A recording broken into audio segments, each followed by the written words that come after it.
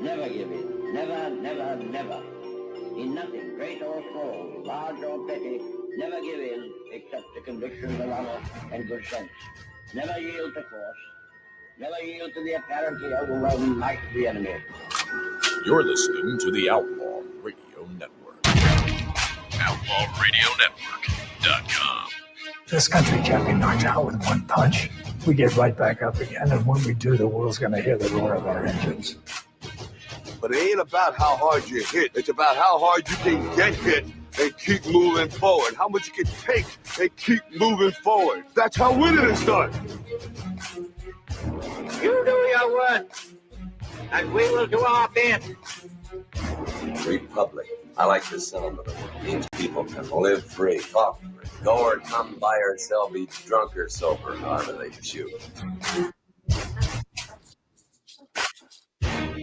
Are you ready to be who you are?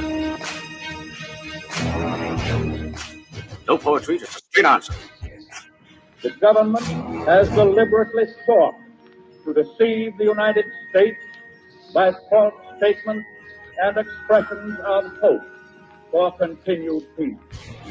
We are men of the hood. That ain't how it got explained. But there's no both sides anymore. They're just trying to wreck our goddamn country. It's time for you younger guys to take over. You meant to be here tonight. This is your time. Their time is done. It's over. Screw them. This is your time. Now go out there and take it. If you guys don't start thinking as men, we're gonna have a lousy country. For the crimes of incitement to cause unrest, I declare to be an outlaw. All right, everybody, it's the Outlaw Radio Network. It is the 18th of February, 2024. Thanks for checking out the show. In just a moment, when Phil brings up the camera, you will see us. We are in togas. We are pantsless. No pants. Hold on, you want proof I'm not wearing pants? Hold on. All right. For those of you watching, I got my pajama bottoms right here. Everyone on radio, please turn your head. Yeah, if you're on the radio, and suck cough. it. Try the internet. It's a brand new invention. Thanks, Al Gore. Anyway, so I have my pajama bottoms right here proving that I'm not wearing any pants. And Tom's got shorts around here somewhere to prove that he's not wearing pants. It's all good in the hood. We're broadcasting live without pants on. Why, you ask? Because we made it over 100 days. 100 days. Well, we're over 100 now. Was it 98? No, actually, no, it was at 2. So what's today? Today's Sunday. Yeah, today's Sunday. So actually, that's 104 days. Okay, so change that to 104. When we get to 180 days, if we can get there, we're going to let the listeners, you guys need to make nominations tonight in the chat. If we make it to 180 days without somebody accidentally, air quotes, violated an FCC rule, what do you think we should do? I think we should broadcast naked. That's what I think, but we'll let you guys have to say, and Tom will let us know. You'll need to learn to run the board. Before anybody says it, I'm very white. I'm very white. What can I say? Wait, all right. Did you say naked? Naked! No clothes! Wait, do that again, please. Okay. All right, anyway. Sorry, that's all you get, man. Anyway, so thanks for checking out the show. Again, doing the show pantsless the entire night tonight. So, couple things. We're going to bring our good friend Frank Aquila on, who has no idea what he signed up for. I apologize, Frank. We'll give you a second to compose yourself before we bring you on the air. Couple things to know about tonight's show. It is not going to be a normal show. I'll tell you that right up front. It will not. Hold on. What exactly is normal? It's a good question. It will not be a normal show. So here's what we know. Tonight is a drinking show. So right now, and Paul's on the feed with us as well. Right now, we're each going to give you the rule. And if this rule gets broken, you're supposed to drink. Right. Now, we would never consume alcohol in studio. That is while we drink and promote it, because that's a violation of FCC rules. So we're just drinking Kool-Aid with ice. That's all this is Kool-Aid. Pineapple Kool-Aid. Thank you very much to the Kool-Aid man. Oh, yeah. What is your rule? If what happens tonight, do people drink? If anyone says Vladimir Putin, you take a shot. There you go. Perfect. Lori. Joe Biden. If anybody says, okay. If anybody, or rum raisin and pancakes. All right. If anybody says Biden, if anybody says Putin, Paul, do you have a rule to drink by? You know, I would say you're muted. If anybody mentions Kevin's love life, you're muted. Try again. I did test. Okay. Can you hear me now? Hey. Someone switched it. Whenever Okay, that was on Phil because I wasn't muted on this end. I wasn't muted on mine. I didn't touch anything. You like our togas, Paul? If anybody, well, I was going to strip down buck ass naked, but I don't want to embarrass myself. I would say if anybody mentions Kevin's love life, that's a drink. Oh, Okay. All right. Oh, okay. So we got Putin, we got Biden, we got anybody bringing up my love life. That's a drink. And mine will be Trump. If anybody says Trump, you're going to need a drink. Listen, can I just say this before we go any further? Yeah. I am personally, the way things are going, Biden is a dumpster fire. I'd love to vote for Trump. And Vladimir Putin needs to be taken out for the death of Navalny. And having said all that, none of that's as bad as Kevin's love life. There we go. There you go. Drink. Damn. That's right. 4. Thank you, Paul. Are you going to be on the interview with us? Cheers, tonight? mate. You going to be here with us? What are you I'm drinking? going to have him put me a Red Hook beer. Oh, okay. All right. Yeah, we can't drink alcohol in studio. That'd be an FCC violation. Right. But anyway, so I'm going to have Phil put me into the waiting room because every time we've tried this with somebody calling in, the quality's horrible. So I'm just going to sit in the waiting room. That way I can come right in and talk about the stuff that Frank has to say. All right. Sounds good. One other thing I will tell you really quick in chat before we bring Frank on, I am sharing the link at 10:30 tonight, which will probably encourage more people to ask about my love life. We will be doing anonymous questions. No, I was referencing it, not bringing it up. So we will be doing anonymous questions tonight. So throughout the night, I'm going to leave the link for our Saraha account. That is an account where you can leave anonymous messages and anonymous questions. You may ask anything you want: news, entertainment, politics, anything. Nothing is off the table. Nothing. Wow. Until we find something that is. Nothing is off the table. Leave your comments in our Saraha. Now, a lot of you are going to say, what's written in Arabic? Yeah, because it's based in an Arab country. Just don't put your social security number, your credit card information, you'll be fine. But just feel free to. Exciting. Yeah, I think it'll be fun. So, yeah. It could be exciting. I mean, it could add a little spice to your life. It very well could be. Don't try this at home, folks. The last time I was wrapped in bed sheets, by the way, I had a beautiful woman next to me, and now she won't talk to me. All right. Phil, what were we going to say? Was that reference to your love I life? got my topic for people to take shots. Oh, what do you got? I wasn't going to ask you to do And it. if anyone mentions Fonnie Willis, Oh. Good one. Trump is like, wow, somebody's that's a more dumpster fire than me. There you go. Wow. There's more drama than daytime soaps. Holy cow! I know that Drama.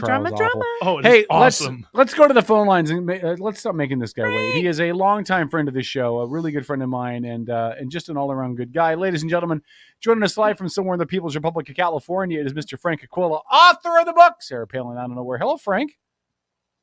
Right. Good evening, and it's a pleasure to be with you guys. You know, Kevin. You know, every time I come on, I have no idea what we're going to be talking about, except you start asking me questions, and in the 10 years I've been coming on, we never really discussed your love life or at all. So I know that you're going to have to take a drink on that. Well, we're not drinking in studio. That'd be an FCC rule, but I will drink some Kool-Aid. All right. Yeah, you got for your Kool-Aid and everything like that. But you know what? If you do have a good love life in the future and you get married, we will come to that wedding and we'll make sure we have Fannie Willis, Donald Trump, Joe Biden, and Vladimir Putin all there. Shots. Will you really come to my wedding if I get married? Absolutely. That's outstanding, Gene. I hope you're listening. All right. Here we go. Frank, every time I get you on, I open. Hold on. Stop. Congratulations to your son and his first day as a law enforcement officer, man. That's some good news right there. That's some good stuff. Yes. Yes, it was. I mean, it's a milestone day for him. He's worked real hard, and he's actually finishing up his bachelor's degree, and he'll graduate with his degree in Oklahoma in May. So he's kind of doing a whole lot of things all at once, and to begin his career today was a milestone. Well, and you've got to be proud too, right? I mean, he's carrying on a family legacy. You're a former law enforcement officer, and it's cool to see that kind of get handed down, man. Nice work. Yes, yes. Thank you. Nice work. I'm happy for you, and I'm happy for him. And Let's keep him safe, shall we? Let's keep him safe. Okay. Yeah, absolutely. Okay, Frank, I never know where to start, right? Because it feels like in between when we talk and then when we talk again, as much as we think the rails have come off the bus, they come even more off the bus in between the time that we don't talk, and then we talk again, and then more stuff happens. So I don't even know where to begin. I mean, I guess we could start in Russia with the death of Navalny, Putin's major critic, who died this week in a Russian jail. Supposedly didn't feel well after he went for a walk. That's what they call it in Russia now. He dies. Biden had said months ago that if anything happened to Navalny while in custody, that there'd basically be hell to pay. Frankly, I don't think any hell's been paid yet. Is this thing with Navalny something that we're supposed to dive into as a nation, Frank, or is this a bunch of static? And for those of you keeping track, take 2 shots. 2 shots. I thought that was 3. I thought no, Navalny's not one. No one's mentioned Navalny. Oh, Margie has it in there. Yeah, but Margie, we don't. The listeners don't get to pick the drinking shots, or you guys would be drunk by 8:30. 8:30. Frank, is Drunk Navalny now. something we're supposed to be getting buried into, or is this really a non-story about nothing? You know what? I would relate this to what's going on here in America. You know, is you want to talk about what's happening in Russia with what Putin does to his people are opposition to him. Look what's happening here in America. What happens in communist countries and where those that oppose the power at bees, how they are executed, eliminated, die suddenly. And then you have what happens here in America. You know, you have Jeffrey Epstein. He just mysteriously has committed suicide, they want to say. How many people have died related to Hillary Clinton and Bill Clinton? Look what Joe Biden is doing to President Trump right now. And I know you guys taking a lot of shots on all these, but clearly we didn't think this through very well, Frank. No. The fact is, we are heading towards a train wreck here in America where you're going to have one party rule. Mm-hmm. And that's really what Joe Biden's and the Democrats, their plan is. There's no other explanation. Nobody really kind of talks about it. They left the border wide open. For what reason the border would be open where you're bringing in 10, 12 million people into America? If these people were coming across to America and they were going to go vote Republican, the Democrats would have long ago shut the border down. They know that bringing people in here for multiple reasons, to get them on government assistance, to break the system, to have future voters, like in California since 1994. You don't have to show your ID to vote in California. I saw something that just recently that 22 congressman seats, congressional seats, are actually formed by illegal immigrants. And that's going to affect the Electoral College when you start adding up all these people. Even if Trump got in today, you're not going to deport 10, 12 million people. Mm-hmm. As a matter of fact, there would be cries because some of these people come in here, then they have children themselves, maybe with people who are here in America, American citizens. You can't split up the family. There's going to be. This is not done on accident. This is done on purpose because their whole idea is that they want to have ultimately one party rule here in America. And that's exactly what happens in these communist countries. You have one party rule. And if you are the opposing party, there used to be a gentleman's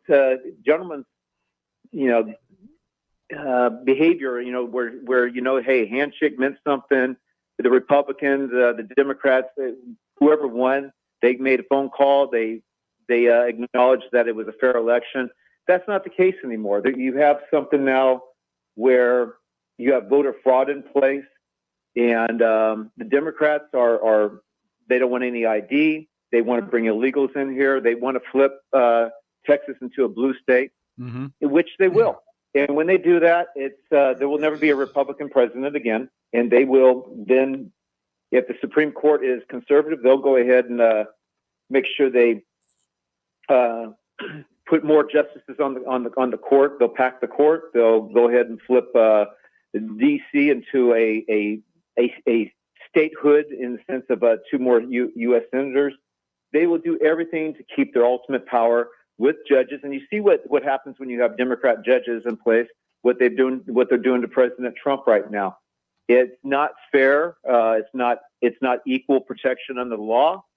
And that's what, when you go into a courthouse, Lady Justice is standing there, and she has that blindfold on. She's holding up those scales, and those scales are to weigh the evidence of not looking to see who is the person there that Lady Justice will actually be making the decision based on the evidence. But they know who President Trump is, and what they're doing is they are withholding evidence on one side and putting evidence on the other side with their finger on the scale to get a predetermined outcome. And that's what is not what our justice system is about, but that's what the Democrats are doing. They're using the justice system to literally take him out. And it's kind of what Alan Dershowitz said the other day. You get to the point right now, not even an honest businessman out there would want to even run for president because he knows he will be financially ruined.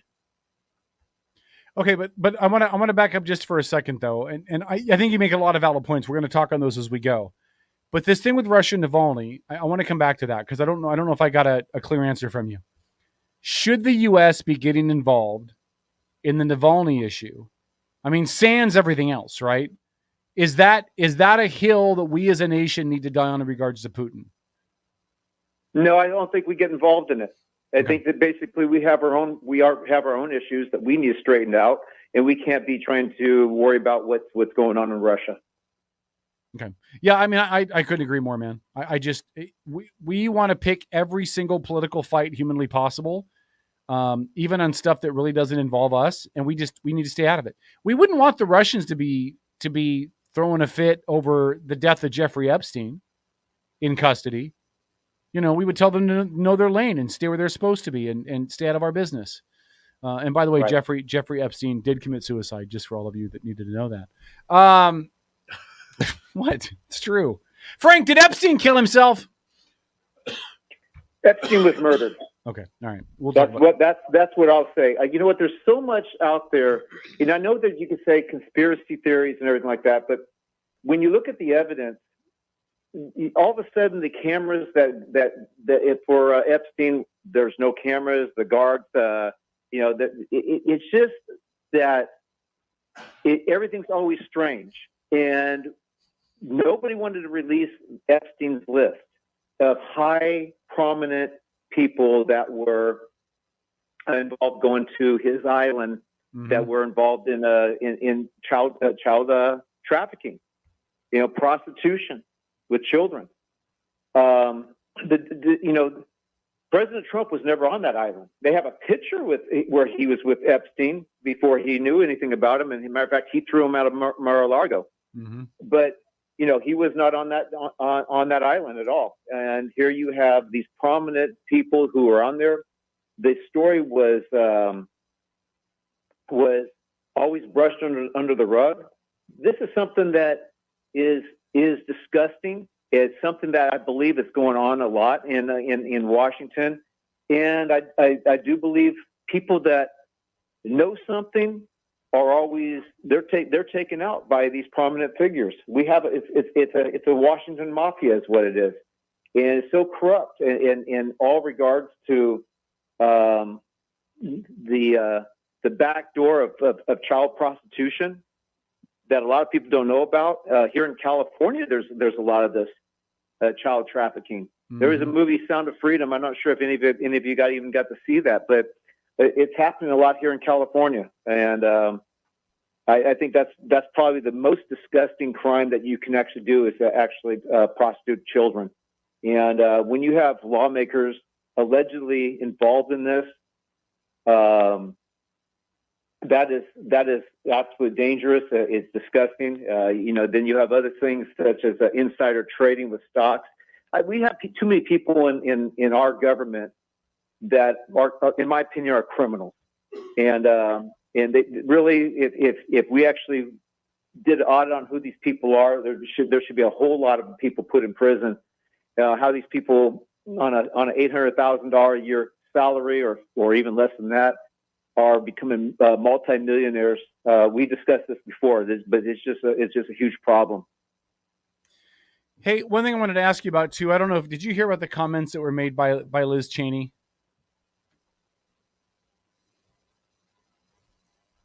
Frank? I lost you for a second. Oh, sorry. You said comments made by Liz Cheney? By Liz Cheney. Did you hear about the comments she made earlier today? The phones, I've got a bad connection, but I did not hear any comments that Liz Cheney made. All right, so I'm going to talk about this a little bit, and this is from CNN because they never lie. CNN basically has a story on there talking about Liz Cheney on Sunday warning the Republican Party about the Putin wing. Here's her quote: "We have to take seriously the extent to which you've now got a Putin wing of the Republican Party. I believe the issue this election cycle is making sure that the Putin wing of the Republican Party does not take over the West Wing of the White House." She's speaking more specifically to Trump and the supporters and the people that she says, anyway, are just blanket Putin supporters. Does she have any credibility in this argument that Trump and some of his supporters are basically Putin backers? No, you know what, Kevin, I don't have a very good connection. I heard you say something about the Putin wing of the Republican Party. Mm-hmm. You know, I if I'm going to hear something like that, I would guess there would be a Putin wing of the Democrat Party where it was Hillary Clinton that sold 20% of our American uranium to Putin in order to go ahead and build the Clinton Foundation up. So Liz Cheney has no credibility whatsoever as a rhino, a person that claims to be a Republican. She got, matter of fact, the Republicans threw her out. 90% of the Republicans in her district threw her out of office. She is an embarrassment. And it's funny how anybody, whether if it's Liz Cheney or other rhinos or the Democrat Party, want to talk about Russia, that was never the case. It's come out, the whole Russian collusion thing was actually put together by the CIA and FBI to really set up Trump. They wanted to take him out. It's the whole idea of what they're trying to do to Trump now. Okay, Frank, hold on. Frank, really, those revelations are coming out right now. All right, Frank, hold that thought. We're going to go to break. Why don't you hang up and call right back? Let's see if we can get a better connection. And we'll do that while we take a break. It's Outlaw Radio. We'll take a quick break. We're back with you after this on Outlaw.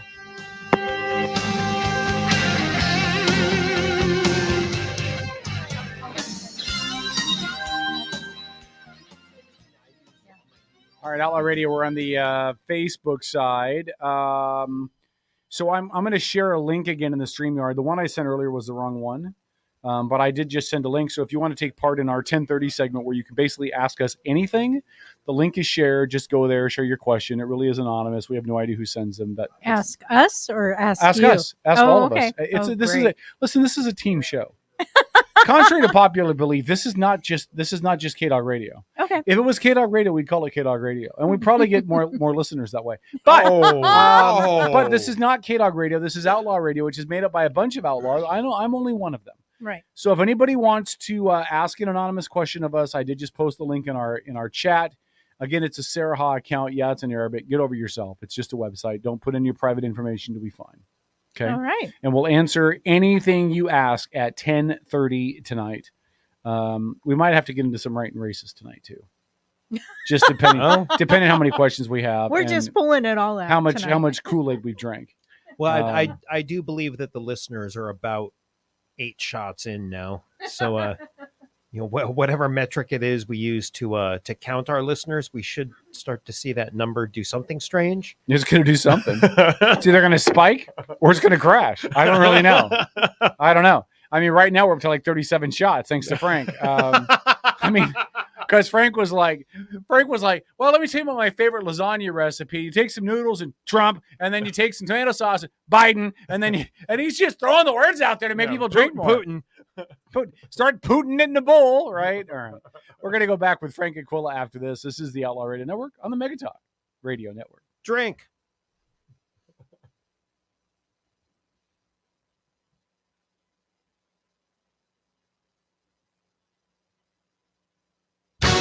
Welcome back to Outlaw Radio Network. I'm Brandy Cruz, host of the Undivided Podcast, and you're listening to Outlaw Radio. Good luck. All right, Outlaw Radio. Thanks for checking out the show. Another segment with Frank Aquila joining us from the People's Republic of California. Frank, have you ever been interviewed on the radio by two men not wearing pants? No, I can't say I have, but I've been interviewed by a few people in the past. So, but they didn't tell me they didn't have the pants on. We have no pants on. There's no pants. You can't see the video because you won't join us on video, but Tom and I are both in togas tonight.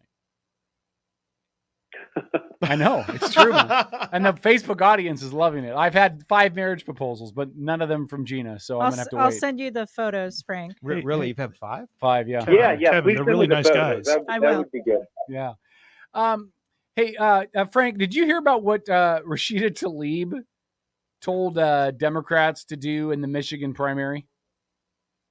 No, I did not. Oh, you're going to love this story, man. So check this out. Rashida Tlaib goes out. She's irritated about the Israel-Hamas war. They're coming up on the Michigan primary. And so here's what she said. I'm going to give you her quote. She said, quote, "We feel completely neglected and just unseen by our government.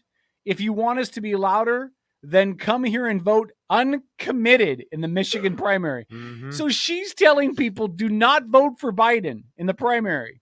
Vote uncommitted. The Democrats are now chewing on each other, Frank. Get your popcorn. This could be fun. I posted that article a couple days ago in our group chat. Did you? Isn't this great, Frank? This is wonderful. This is good news. Matter of fact, hey, Kevin, I'm still having a bad connection with you. I'm hearing something, but I think you were saying that she is.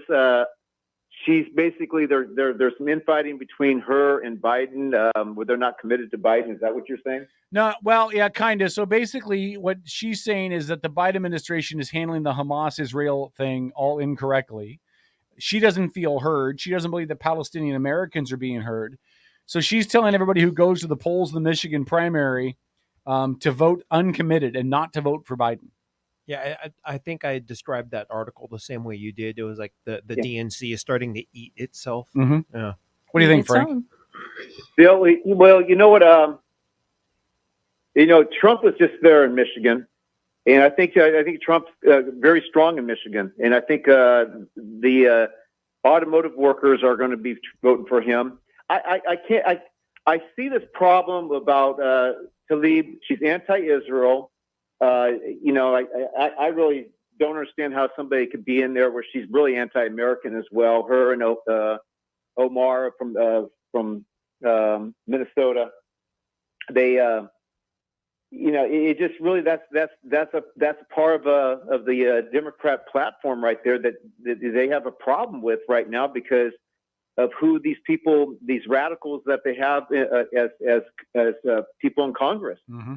And so I think there is going to be some problems, some commitment, because they really want to pull the Democrat Party to be anti-Israel. I mean, in some of the other facets with the Democrat Party.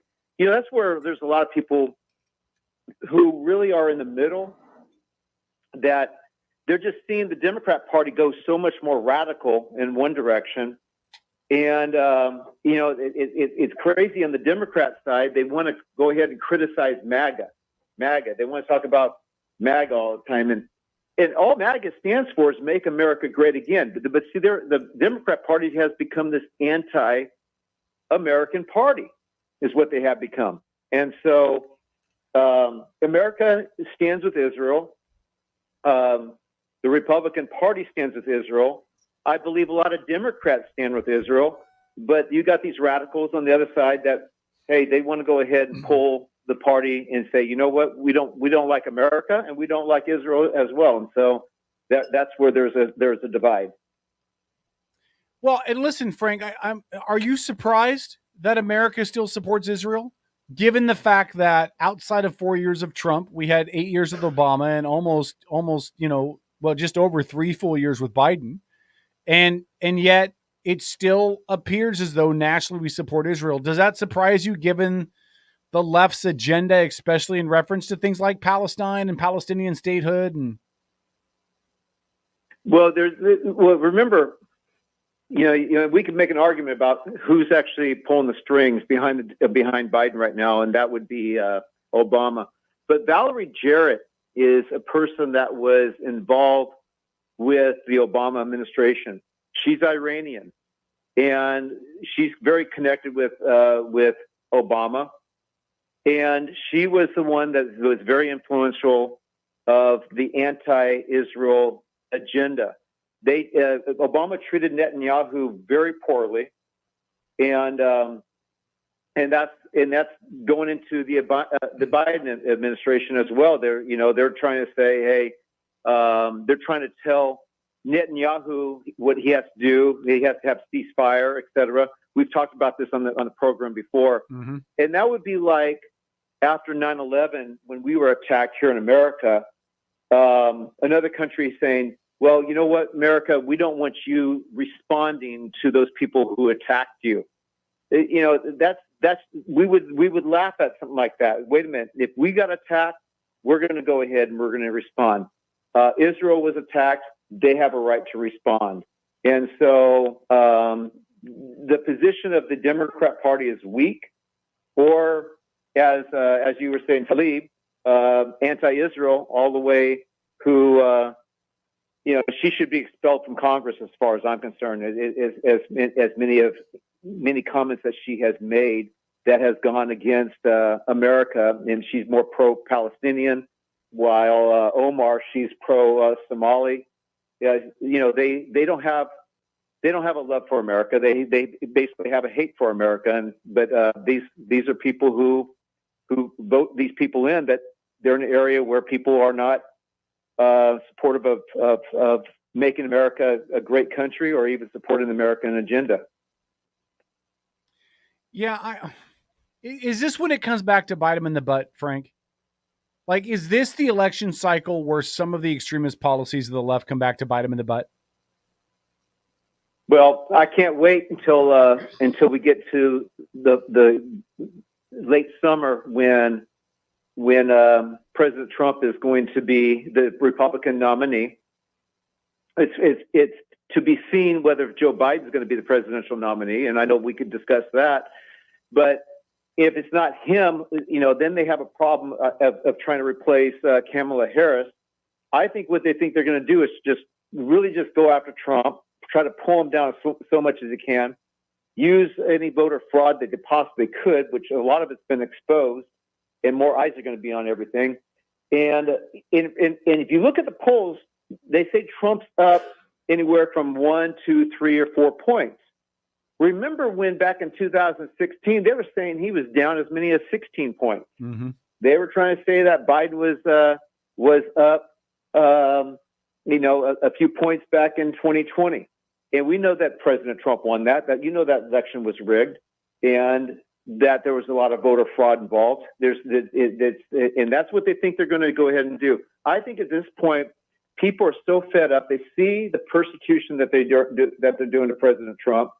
We haven't even got to the point where the economy is really going to start showing an effect. I think every economic person out there has said we are going to go into a recession by the second to third quarter of this year, which is right before the presidential election. So I feel like we're going to have some economic issues. I think they've been trying to push it off as much as they possibly can, but inflation's went back up again. At the same time, they want to try to lower the interest rate. You're going to maybe see some bank failures, or they're going to try to go ahead and put a bunch of QE out there to just try to go ahead and keep the banks going. You have issues with the commercial real estate. There's going to be a lot of issues to discuss. But when you get President Trump in a debate with Joe Biden, if you ask any Democrat out there, name an issue where Joe Biden's done good on, you can't think of anything. He's been a complete failure on everything. And as the economy starts teetering into a recession very soon, everybody's feeling it. And I'll give you an example. The black population, when President Trump ran the first time, he got 8% of the black vote. That black vote doubled to 16% in the last election in 2020.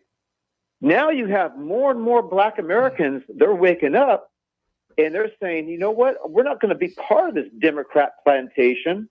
And now President Trump's picking up anywhere from 24 to 28% of the Black vote. And I think by election day, he's going to have 32. It's going to double again. Because more and more people in the Black community are realizing, why am I a Democrat? The Democrats don't do anything for the Black community.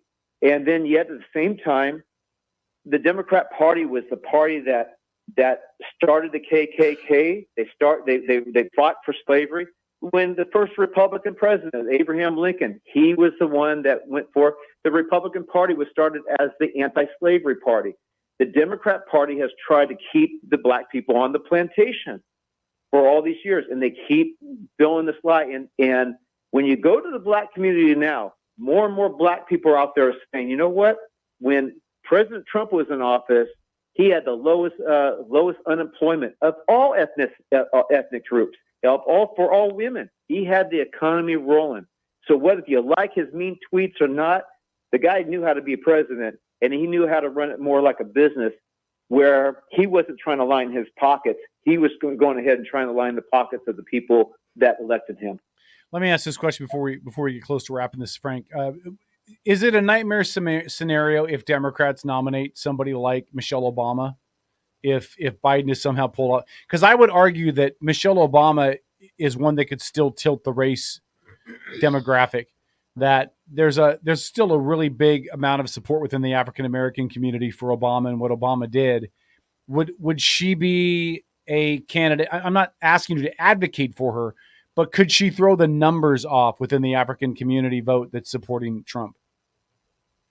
I think she could, yeah. As far as maybe some people that are right on that edge that can't stand Biden. I mean, so yeah, you could make an argument that she would have an influence on some people of the Black community. But you got to understand that there's people that you would never suspect that just came out and supported President Trump. You have Snoop Dogg. Snoop Dogg just came out. He supported Trump. He saw that where President Trump, had went ahead and he pardoned a person that I can't remember the name, but Snoop Dogg came forward and he said, "Hey, President Trump's for real." You never heard of anybody in the Black community ever calling him a racist, before he ever ran for president. As soon as he ran for president, I mean, beforehand, he had pictures with all these prominent Black people. Mm-hmm. And then Snoop Dogg, when President Trump runs for office, he's a racist. And there's many, many interviews with prominent Black people that said, they came out and they said, you know what? I never heard about this before. I know President Trump is not a racist man, but they lied to us. And you know what? We're supporting this man. So I think it doesn't matter too much if Michelle Obama gets in the race or not. I don't think they'll put her in there, honestly. I think they're going to have a problem with Kamala Harris or some division. I think they're just going to try to prompt up Biden. But yeah, Frank, I think. Frank, hold that thought just for a sec. We're going to go to break. We'll come back. We'll wrap this with Frank Aquila. One more part of a segment after this. It's Outlaw Radio on the Megatalk Radio Network.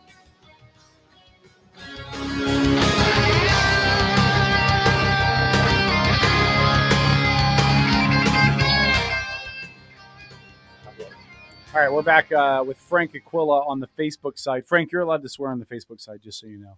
Okay. Frank's like, finally, I've only been doing this shit. Frank's like, I've only been doing this show for 10 years and had to hold it in this entire time. Thanks for giving me the chance. Frank, you scare me, man. You really do, because I get optimistic when we talk. And again, I'm not a Trumper. I'm not even a Republican. No, I said Trumper. I'm not even a Republican. But when I hear you talk, I believe we're finally on the verge of getting out of this administration and getting back into something that works for the American people. And my fear is when we get to November, we're going to be let down again like we were in November of 2022 when there was supposed to be that big red wave that never showed up. And that's what's, hold on, do me a favor, hold on. I want you to answer that on the AM side. Okay, hold on, because we're about to come back. So hold on, we'll get your answer on the AM side. It's Outlaw Radio Network. Frank Aquila, author of the book Sarah Palin Out of Nowhere, coming back on AM after this on Mega Talk. You can, I said on, and then you turn off the mics, and then you go to, God!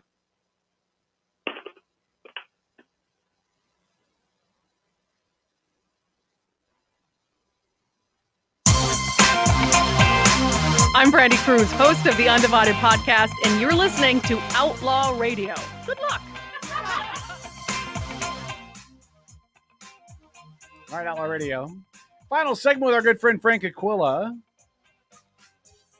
Let's bring Frank back on with us. So, Frank, I told you on the Facebook side, what concerns me is in hearing you talk that I get my hopes up. And then I start to believe that maybe we're going to see some change. And then I remember what happened in September of 2022 when the red wave was supposed to happen and it didn't happen and it didn't show up. Are we overly confident, Frank, that the issues that the left ran on in 2020 and in 2022, which is Trump's a horrible person and abortion rights are a big deal, are we sure that Trump and the Republican Party, however they move forward, can overtake those two big hurdles in 2024? Yes. And I'll tell you why. When it comes down to it, people are very, very excited about President Trump, even more so than 2016, even more so than 2020. People see the Stalinist tactics by the Democrat Party. They really thought what they were going to do is pile all these lawsuits against him, really take him down, make him look bad. That was their Russian collusion tactics of what they're going to do this time around. And those diehard Democrats out there that are going to vote for Biden, they will go ahead and vote for Biden, but just because they're voting against Trump. Mm-hmm. And so there's a certain segment. I mean, every time I see it, when I see a poll of Biden's approval, there's 22%. So I'm thinking to myself, okay, you got 20 to 25% of the country that's just a lunatic because they think that they actually approve of what Biden's doing. And I don't know anybody actually that approves of Biden is doing. I haven't seen anybody with a Biden yard sign, a Biden bumper sticker, and saying, "Hey, I just love Build Back Better." It's just not fair.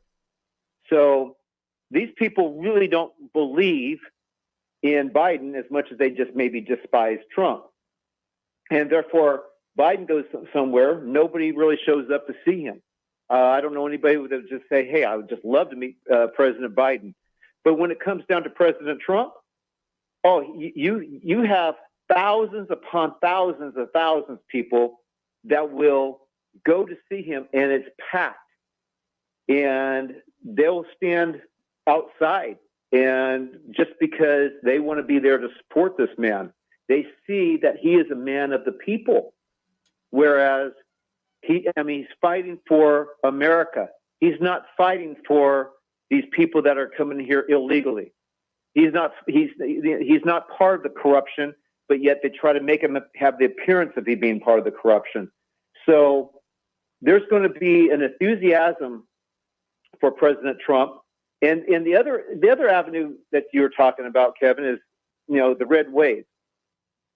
Again, when you have voting machines that flip over Republican votes to Democrat, when you have a lot of cheating going on, President Trump won Georgia, for example, and not only that, they won those Senate seats. Those Senate seats were stolen as well.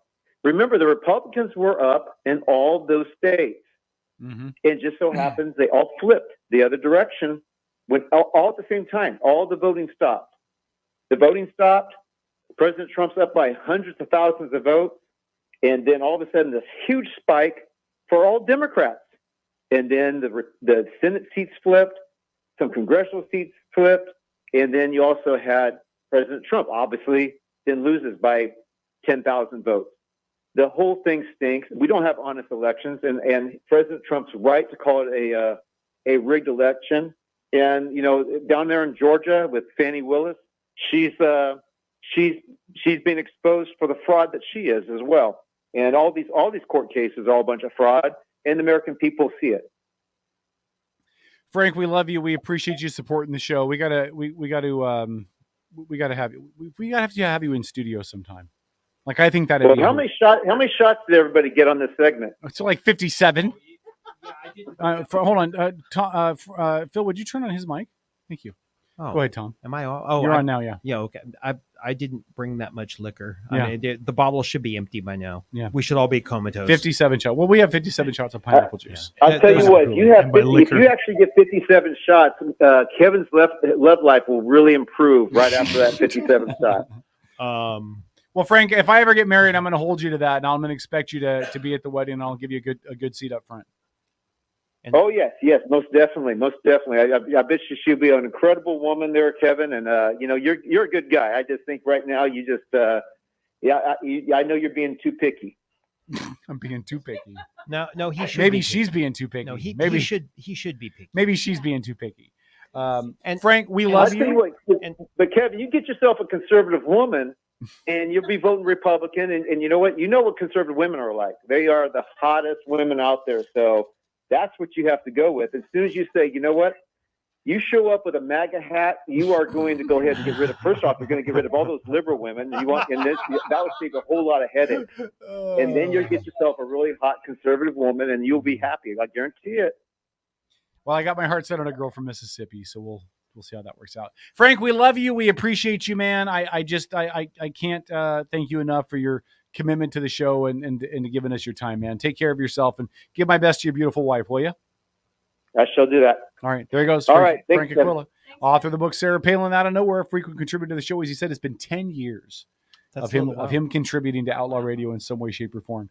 Either back when we were just on the internet, or when we got added back to the terrestrial radio to appeal to the millions and millions of fans of this show. So that's great. All right. So Paul joins us. Paul, you know, we don't bring you and Frank on at the same time just because it creates some hiccups in the tech. It does. But yes. What's going on, buddy? What do you think? Anything do you hear me? Do you hear me okay? Yeah. Perfect. Okay. Perfect. Just checking because we've had some issues in the past. So just want to make sure we're good. Hey, listen, Paul? I just wanted to say that I think I want to thank Frank for really giving you some good love advice.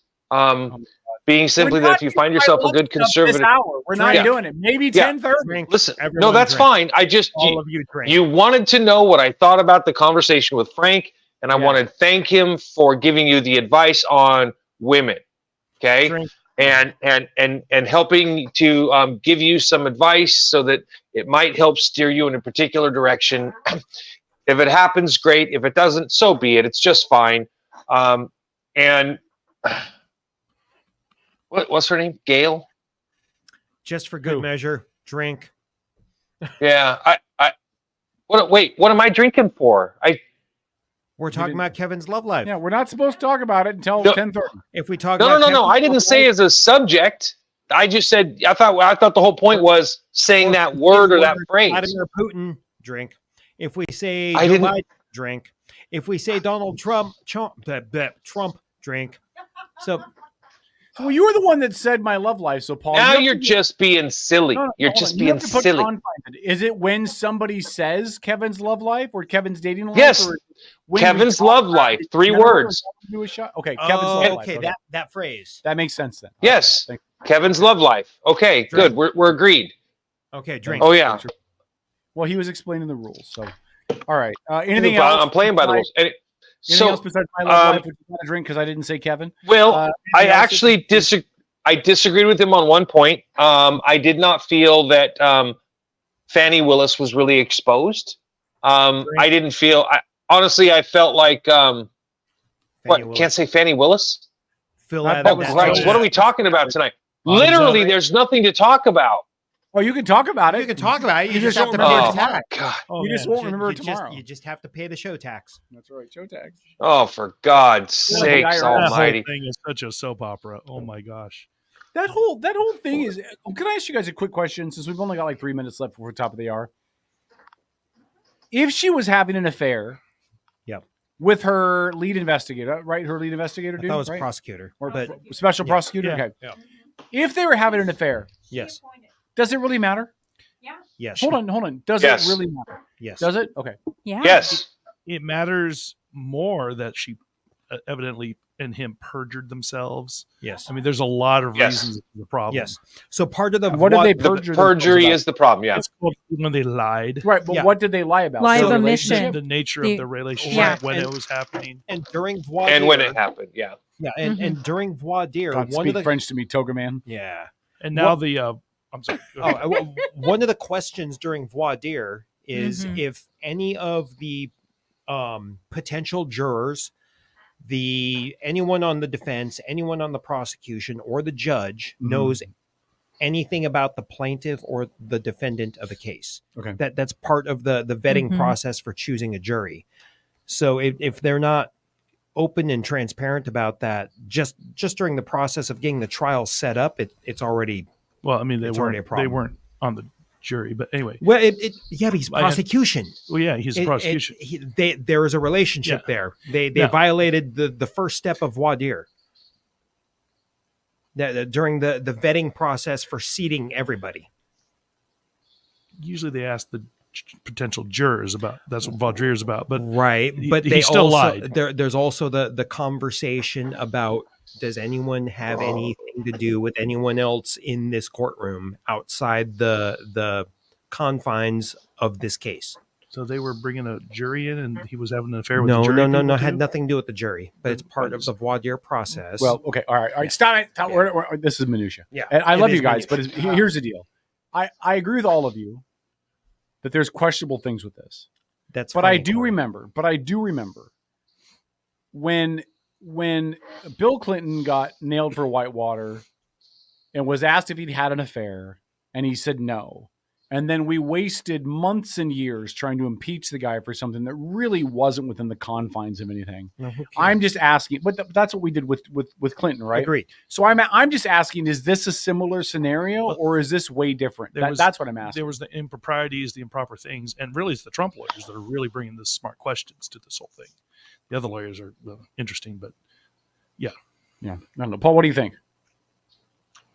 I don't think any of it's going to matter. They didn't expose Fanny or her former boyfriend.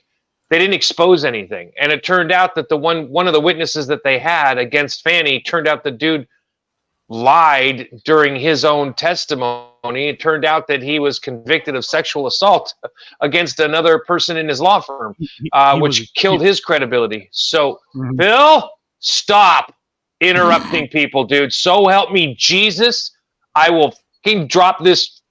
You gotta stop, dude. Please. All that is holy. Anyway, point just being, I'm not sure that they accomplished anything. Personally, I hope they do, but it would simply be a technicality. Even if they remove Fannie Willis and they remove her law firm, okay, another law firm or another prosecutor is simply going to pick up the case without a doubt. Because you're talking about an area that detests Trump. It's like a judge saying that Trump's guilty before the trial happens, and then ordered a $350 million judgment against the guy when the supposed victims are saying we did good business with him and we do business again. Like there's no victim. So this entire thing is shrunk wrapped up into a ball that like Democrats are eating it up. And everybody on the other side of the aisle, like, what in the hell is going on? Like they're, everybody that's being rational and reasonable about all of these cases are looking at it with one opinion, and that is we are a nation of laws, not men, and Lady Justice is not being met. All right, hold on. We're going to go to top of the hour. Stick around on Facebook. We'll continue this, and then we'll be back with you after the break on Outlaw Radio Network. I knew that was... Stop that!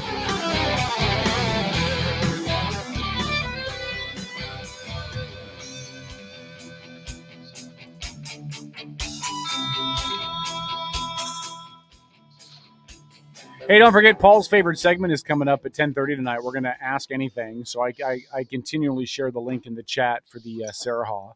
We already have a question in there about Lori, as a matter of fact. Like specifically asking a question for Lori. Wow. Okay. So we'll get to that at 10:30. Interesting. Along with any other questions you yahoos put in there. You have to talk in the microphone. This is called radio. Does it reference beads? No. No, it does not reference beads. Okay. I'm terrified. Absolutely terrified. Sorry. That everything that Paul believes and Frank believes, and maybe you believe, is wrong. That all this hope that we finally crossed the line, and that Biden's mental acuity has been proven, that he's a dumpster fire, and we're going to move forward. We're going to oust him. We're going to unvote him out. Donald Trump is going to be your next president, and that it's somehow a foregone conclusion. And we're going to feel like we did after the midterms, when none of it happened, because the Democrats still have two aces up their sleeves. Ace number one: we hate Trump. And that motivates some people to vote. Yeah. And ace number two: abortion is a woman's decision. And that'll motivate some people to vote. And I think those are two really heavy weapons. I think the abortion conversation is done. Do you really? I really do. I don't think it is in the left. I haven't heard. I really, really, truly try hard to have some diversity in all the places that I dig things up. You know, I read stuff on the extreme left. I read stuff on the extreme right.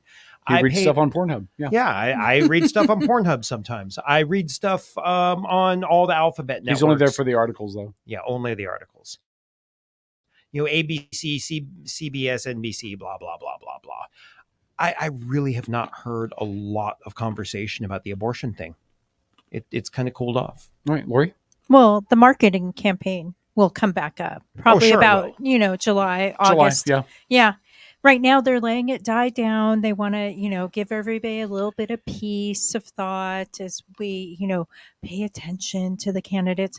July, they'll ramp it back up. Remember all these states, because it went back to the states. So all these states, you can't get an abortion or you're restricted. You don't want to be restricted in your rights. Yeah. Well, it's and about, so they'll bring it up. My hip shot, without having read anything about any of this, is it's about half because about half the states. How many Republican governors vowed support to Abbott in Texas? Was it about 25? I don't have an exact something like that. It was about 20. So about half the country we could say is Republican as far as states go. And of those states with Republican governors, I would venture to guess that abortion is probably illegal in those states. So, I think we're split right down the middle, and I don't think that's going to change. I think the way the Supreme Court handled the abortion conversation, it's kind of killed it as far as campaigning goes. Well, listen, Sean said in chat, the border issue has alienated the African-American population. You can't win without them. Mm-hmm. And that's why, and Paul, tell me what you think. That's why I think abortion is silent at the moment from the left, because they're going to bring it out when it's going to be most advantageous. If you bring it out now, you shoot your ammunition on it now, and by the time you get to election time, it's faded out and it's an old issue. I think it's already there. But I don't think it is. I think when we get into, like Lori said, August, maybe September, and then the left starts campaigning on that because they're going to need something to drown out the border issue, that's when it gets ratcheted up again, and that's when it becomes a campaign issue. Maybe, but I honestly, I don't think it's going to have any teeth with the average American, voter. Paul, do you agree in 10 seconds or less? No. I don't. Listen, that argument's been used. It was used for the midterms. I don't think there's a lot of oomph left behind that argument. Doesn't mean they won't try it, but not a lot of oomph left to it. Yeah, I just don't think it has any teeth. Okay, fair enough. We're coming back on AM. Stick around. It's Outlaw Radio Network on the Megatalk Radio Network. Don't say .com. Don't do it. Don't do it. Don't do it. You mean .com? .com. Don't do it.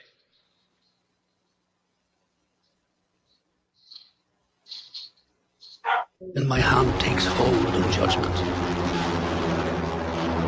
I will take vengeance upon mine enemies, and I will repay those who hate me.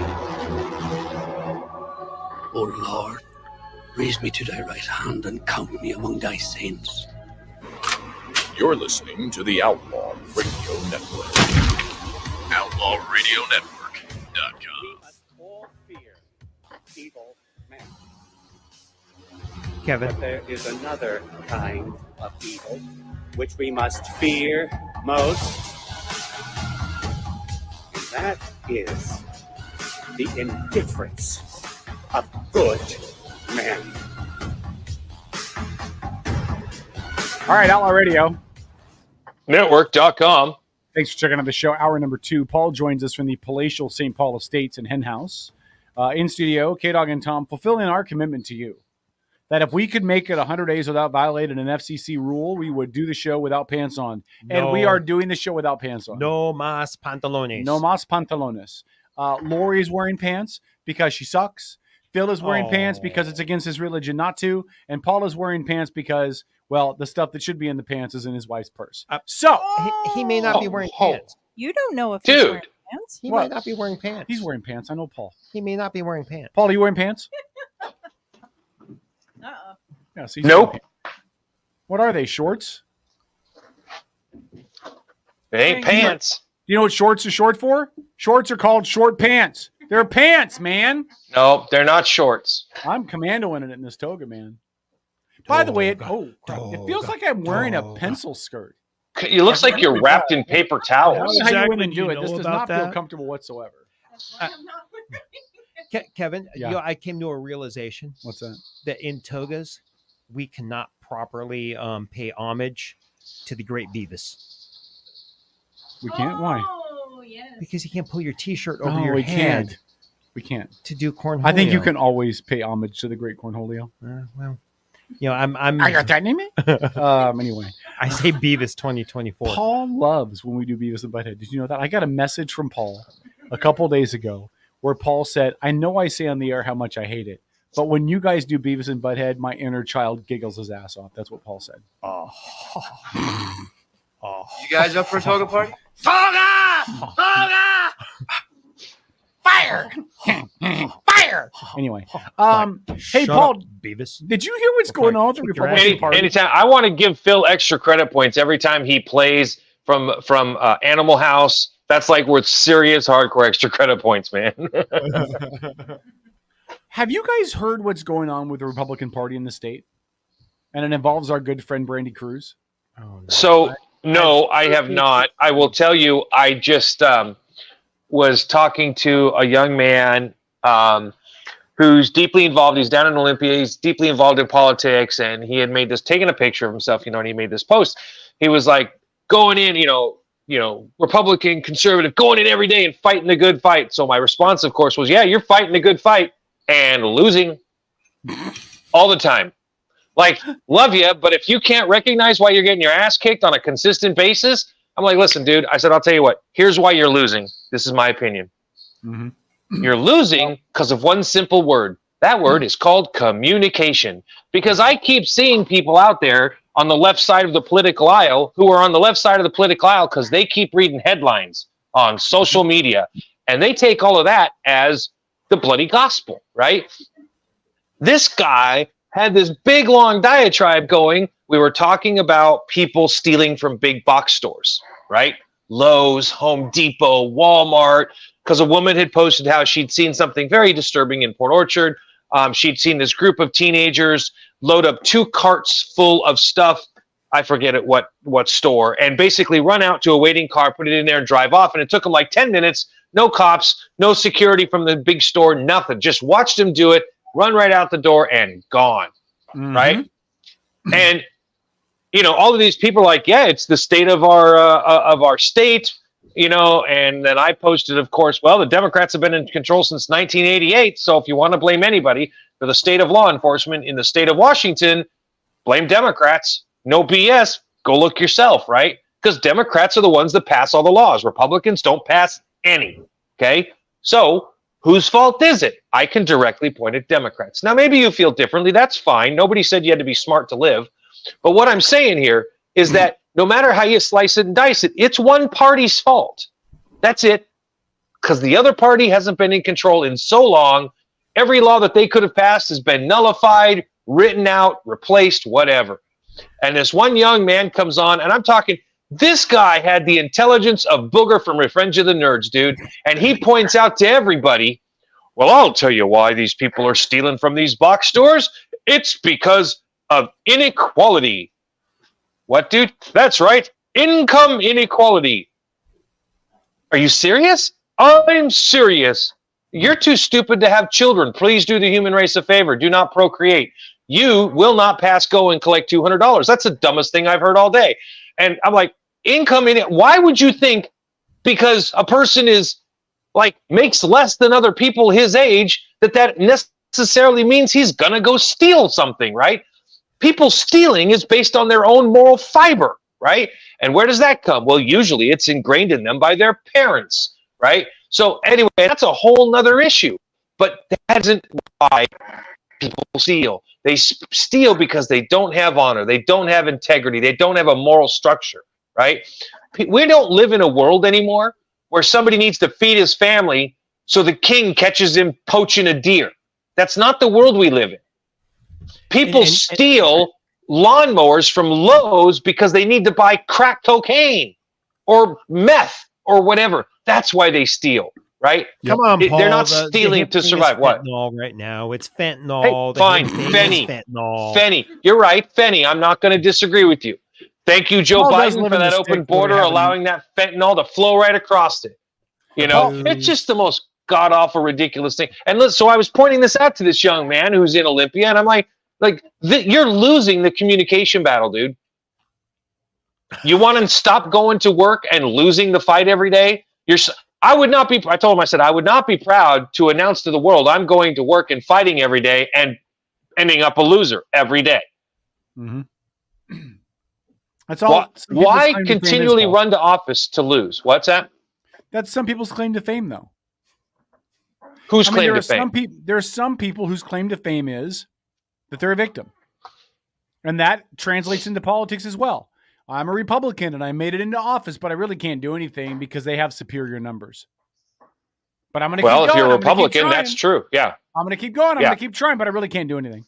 I got great ideas, but then I can't do anything. But if you want to have pride in continually losing, at least employ a strategy that is designed to help generate victories. Mm-hmm. And that strategy comes with winning elections. How do you win elections? By telling the people exactly what the ramifications are of Democrat policies. That's how you win. Otherwise, people are too stupid and they get what they deserve. Stop bitching about it. You voted for them. Yeah.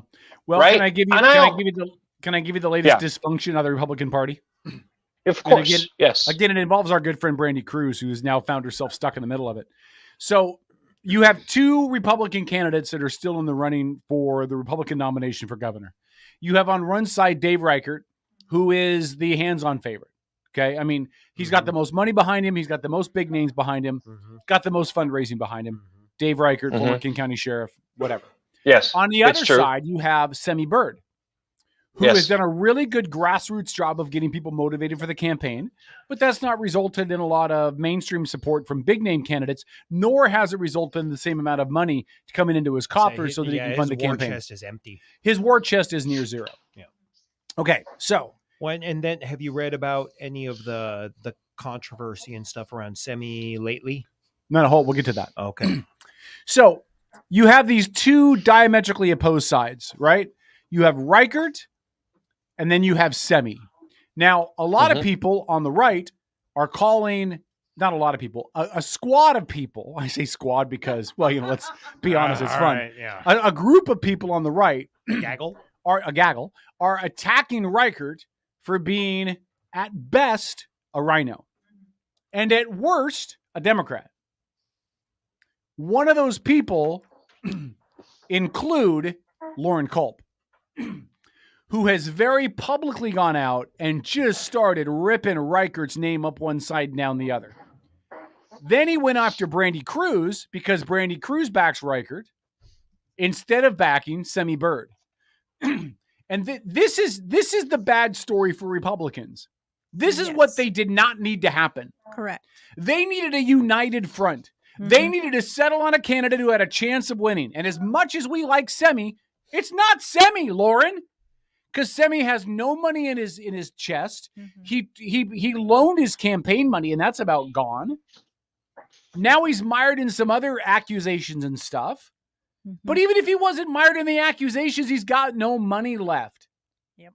The only goal of the right should be to defeat Sideshow Bob Ferguson in the election in November. And that's it.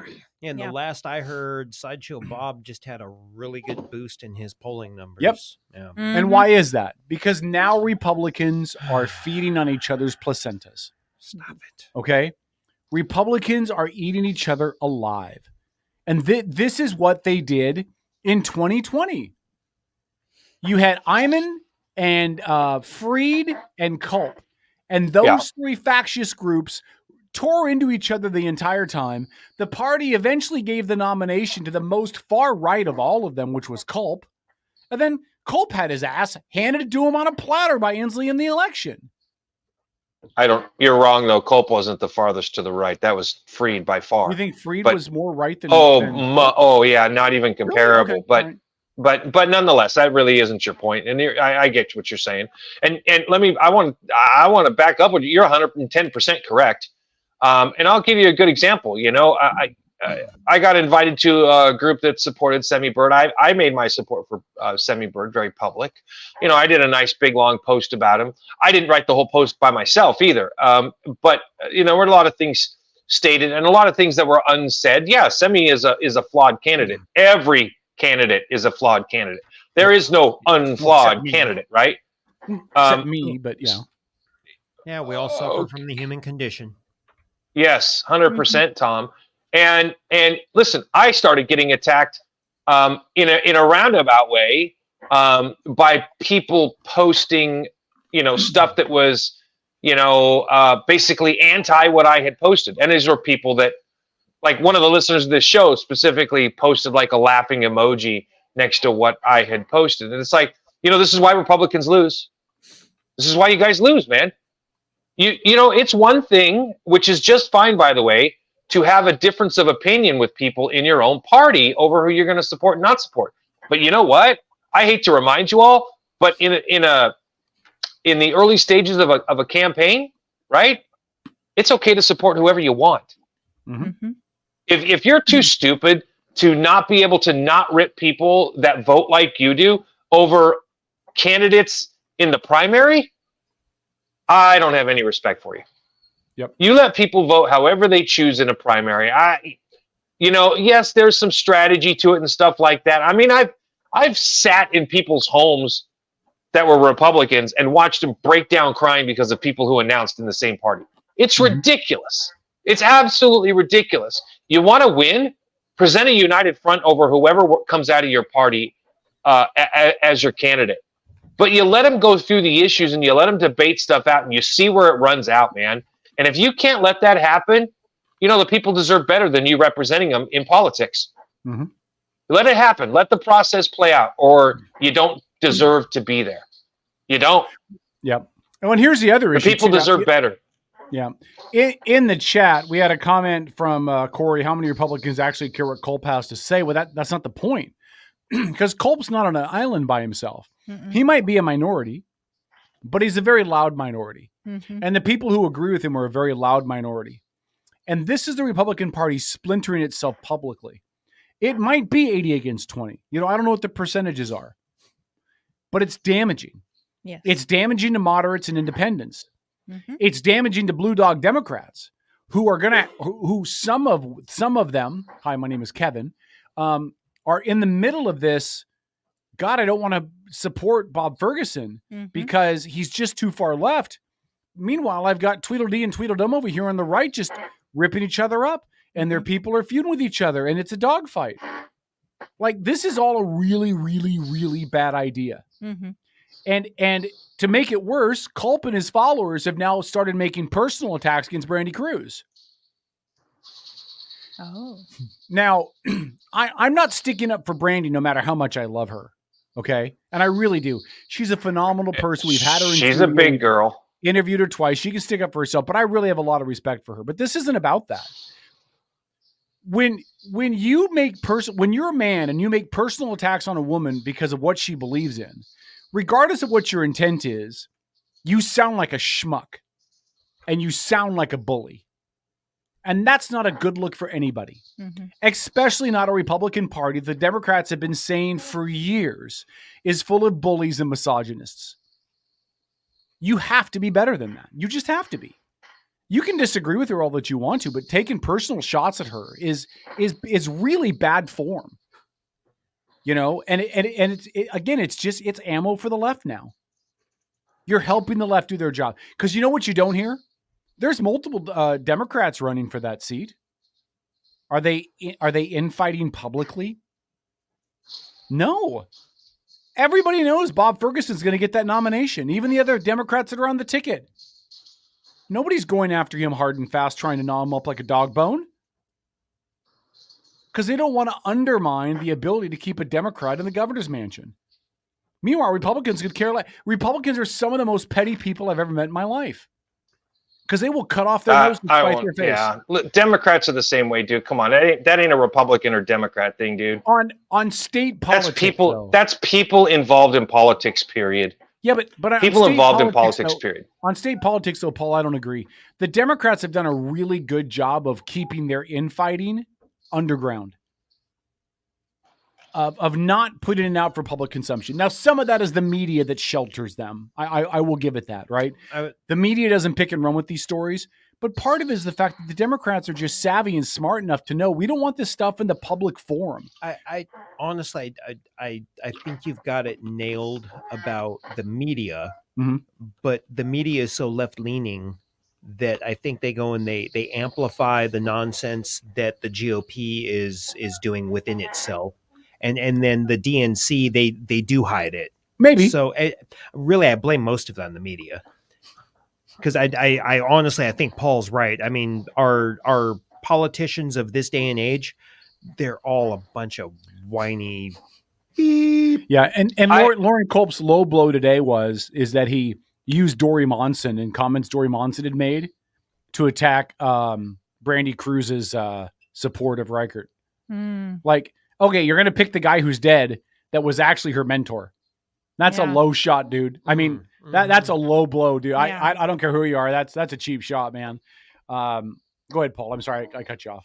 No, 100%. Very low, very cheap shot. And I can't listen. I understand your point. I understand where you're coming from, but you are talking about two very different beasts here when you're talking about how Republicans act versus how Democrats act, stuff like that. And oh boy, they're so different. I don't think it's really fair to compare them. Now, having said that, dude, listen, Republicans clearly have their issues. They clearly have their issues. They feel like they have a moral superiority. It's a big problem within the Republican Party. I think Democrats are so morally bankrupt that isn't an issue for them. Seriously. Like maybe it's just true. I don't, but it's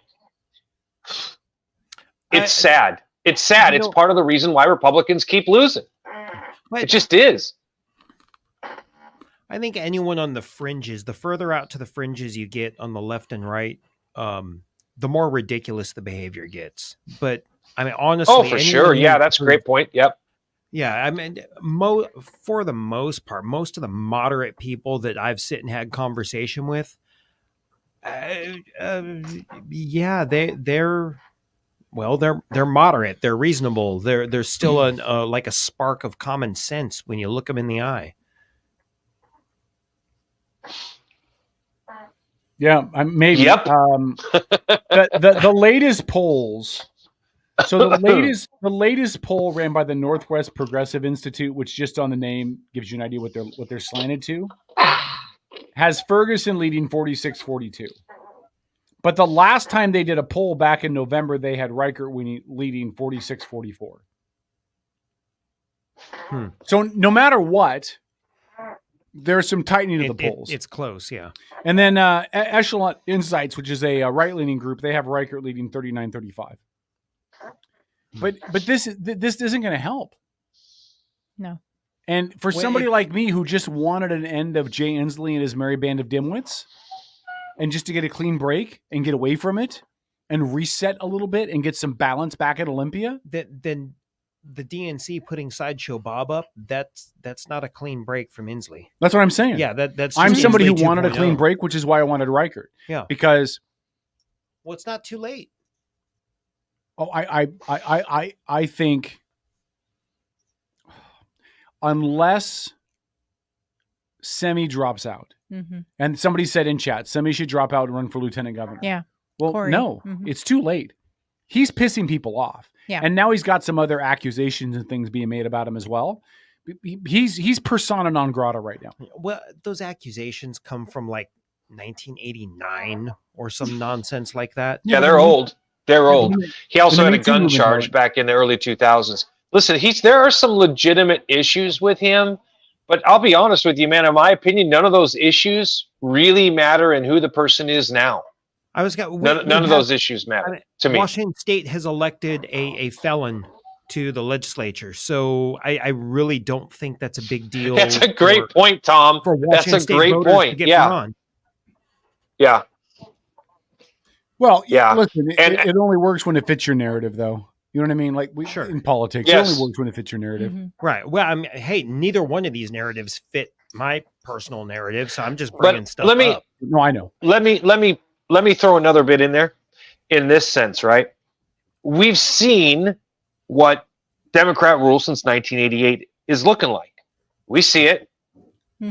It is going to take a more moderate, more centrist Republican, a Republican that Democrats are willing to vote for to win this election in a gubernatorial race in this state. Yeah, right. Which is why, listen, I freely admit Semi doesn't really have a chance in this race. I just happen to like him.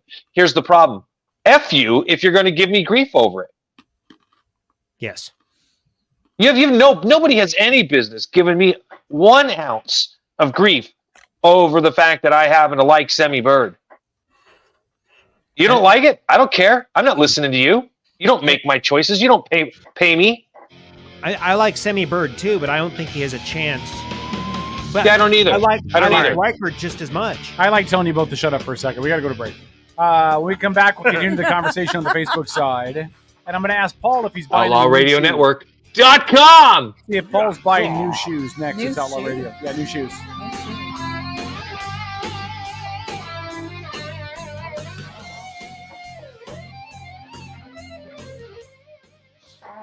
God, I love wearing a toga. Like the upper half, man, I just feel all comfortable. You look like you're wrapped in paper towels from the bathroom, dude. The lower half is so restricted.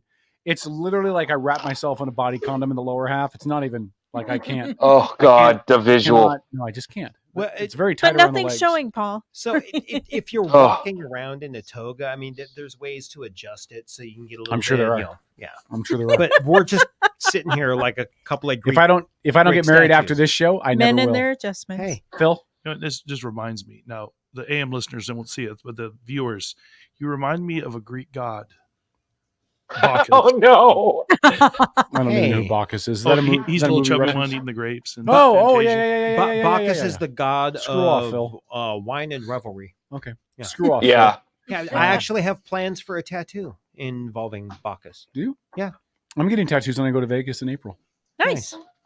Oh, are you going to go to the donut shop for me? I'll go to the donut shop. I'm just curious. Do you know there's a place down there called the Pink Box Donut Shop?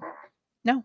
Did not. I know there's a place. Always better to put your fingers in a pink box. That's their no, I'm serious. That's their marketing slogan because it's Vegas, for God's sakes. Right. Kind of funny. Kind of funny. Are you going to get the tattoo you were telling me about, Kevin? I'm like, oh, that's interesting. What it was. See, Phil would be great to go to Vegas because he wouldn't get half of the jokes until it was too late. All right, we're going to come back on AM. It's Outlaw Radio. Hey, Paul, you're sexy. You getting at it? Yeah, I know. I know. Oh, look, Paul busted out the nipple. Nip slip. Oh my God. It's like Janet Jackson all over again. Back after this.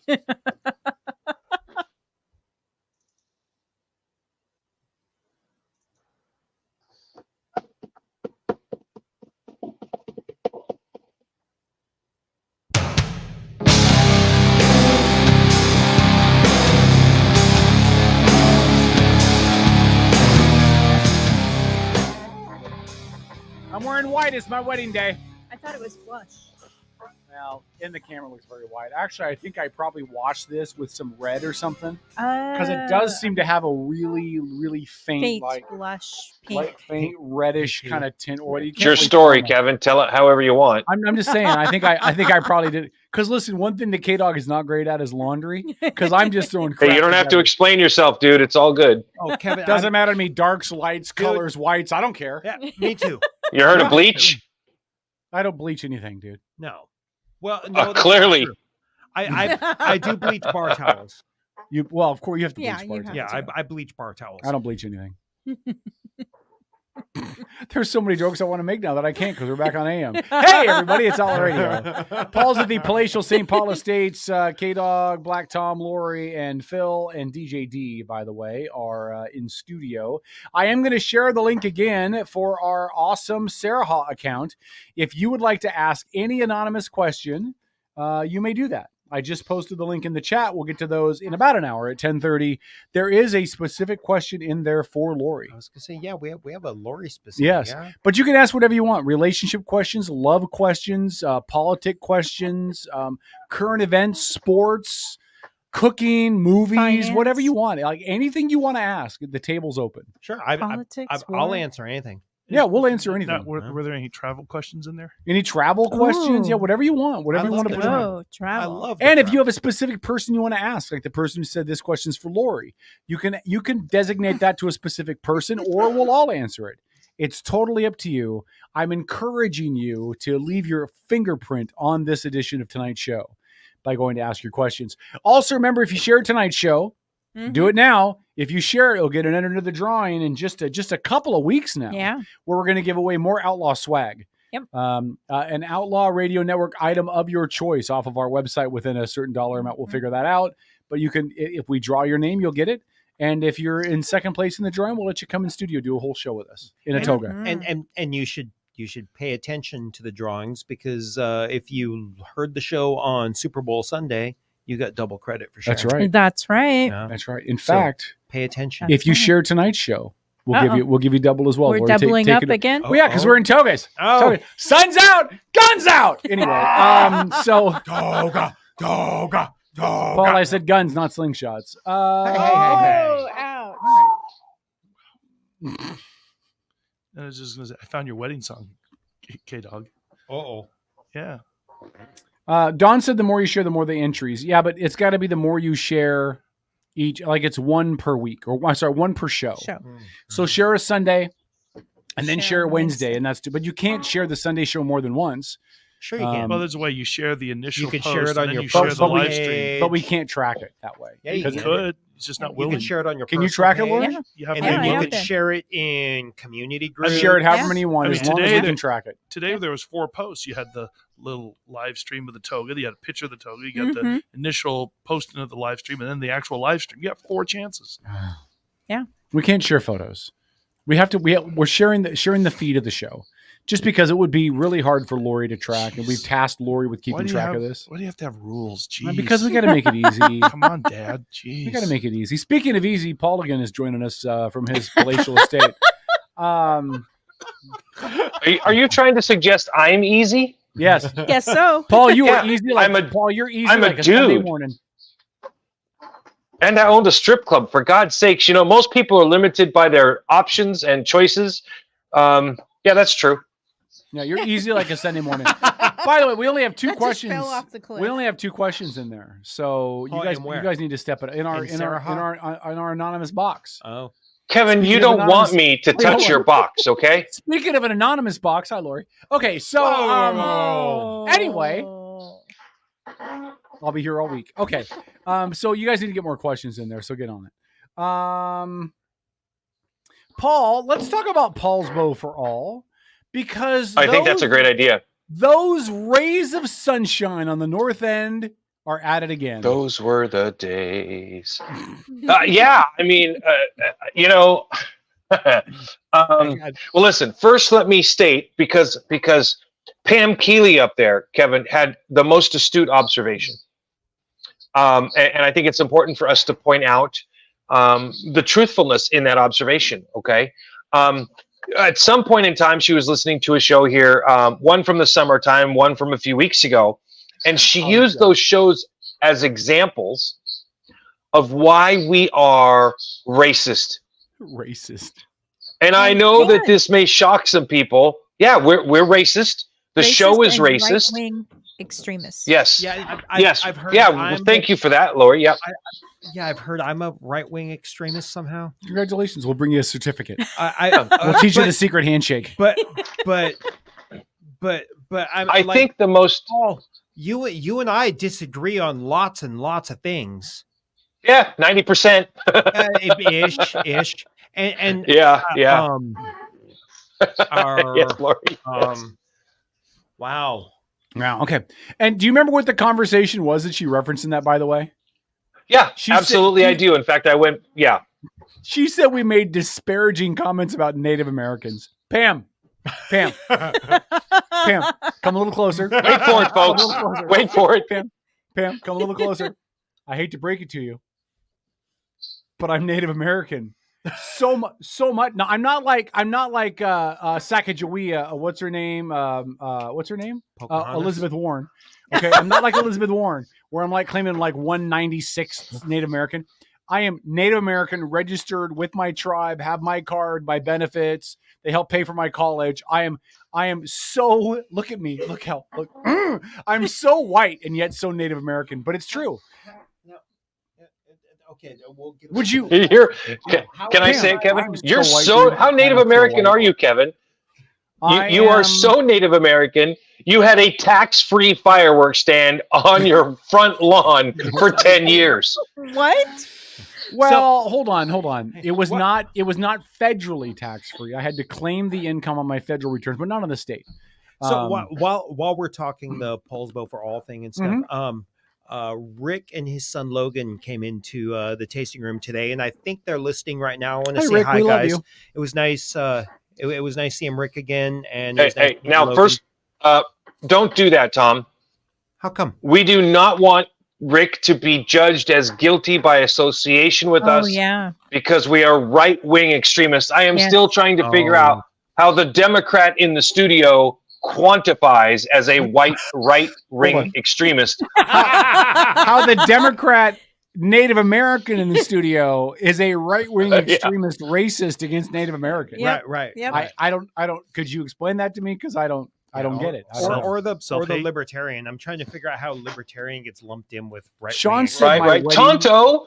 Tonto, no go to town. You'll get beat up again. Yeah, that's. Sean said my wedding music is the Benny Hill theme. That's actually my honeymoon music. But go ahead. Well, I got his wedding music here. Hold it.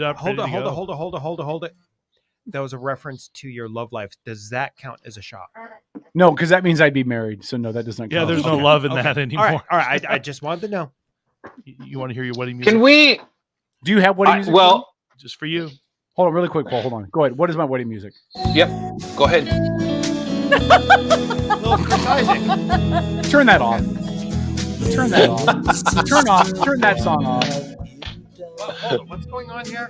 Oh, it's a remix. Hold on. It's a remix. Yeah, it's a mashup. Oh, stop that. Chris Isaac and Billy Idol. Oh, perfect. Confused. White wedding. So we'll be at his wedding. Did I tell you guys about the night that I hung out with Billy Idol? Have I ever told you guys that story? What? No, it never happened. That's why I never told you. All right, Paul, go ahead. Well, okay. Can I suggest Paul, that in the name of we're way off of that. The rails are way over there, and we're way over here. Listen. I had a suggestion, if Phil can find it, of a song to play in honor of Pam Keeley whenever he finds it. Okay, and it's so apropos. Kevin, I know that you will love it. It's right in line with your character and what she got upset at us for. Of course, that was the disparaging remarks about Native Americans. There was a song that was done. Do you remember what we said? Yeah, I listened to it. I don't even remember what was said. It was that insignificant. But here's Tim, the if you're thing. listening, call now. 1-800-874-1400. Oh, sorry, 360-874-1400. Or 866. Got to give us clues or something so I can guess. Go ahead, Paul. I'm going to. They were talking, so I'm going to put it in the chat room for you, Phil. In fact, I will even try to find it on YouTube and send you a copy just in case you're too busy. Okay. I don't have access to the chat through that. Paul, send it to me and I'll get it to him. You have access. It's to in the Outlaw chat. StreamYard, right? Oh yeah, yeah. That's fine. No problem. I will do it. It is a hilarious song. Paul, you're so wrong. You are. Such a wrong human being. You really are. Yes, but that's why you love me. Okay, it's in the private chat. Give me 10 seconds. I will link the song.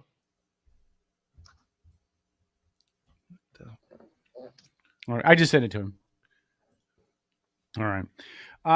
So listen, this thing with Pam Keeley, though, how did she become like the voice of the left and the maligned people in Paulsbo?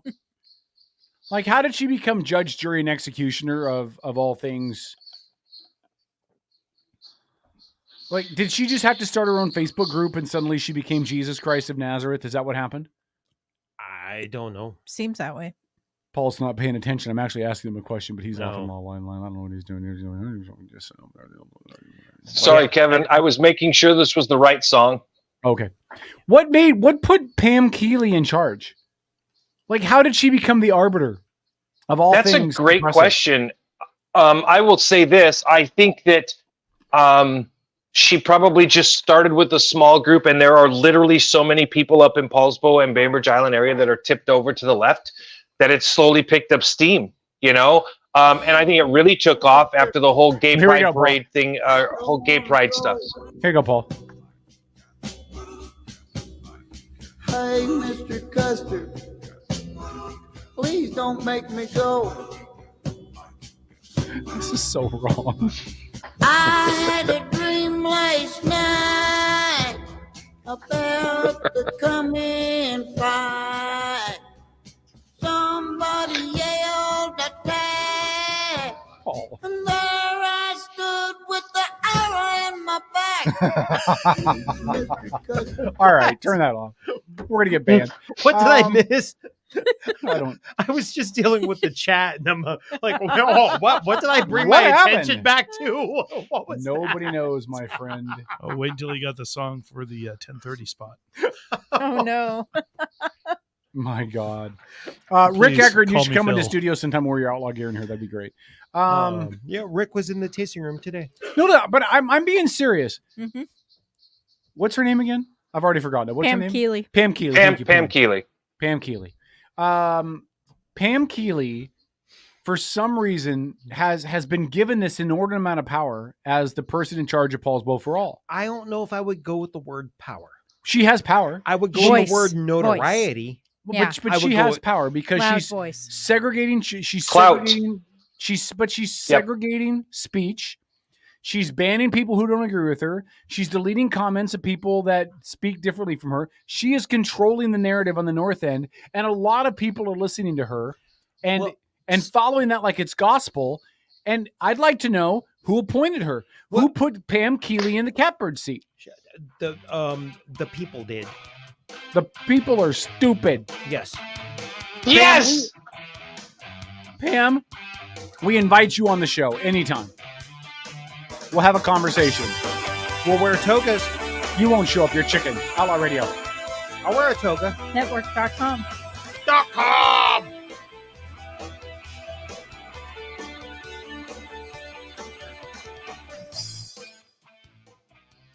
Thanks, Annie. Please, Mr. Custer.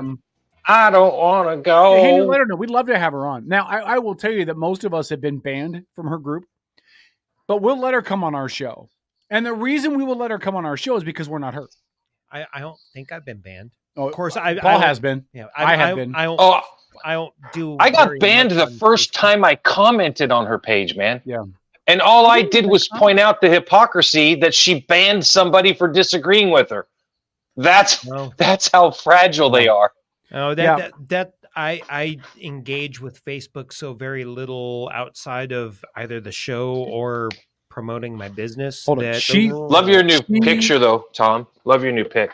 She preemptively banned me. Oh, thank you, bud. Hold on. True story. Yeah. She preemptively banned me. Oh, I've really? never commented in that group before. Oh, I bet you I'm preemptively banned. She too. preemptively go search Yeah. in your. I was too. Yeah, we preemptively banned. That's how chicken scratch they are, right? I've never been banned from anything. And by the way, let me just say this. Welcome to the club.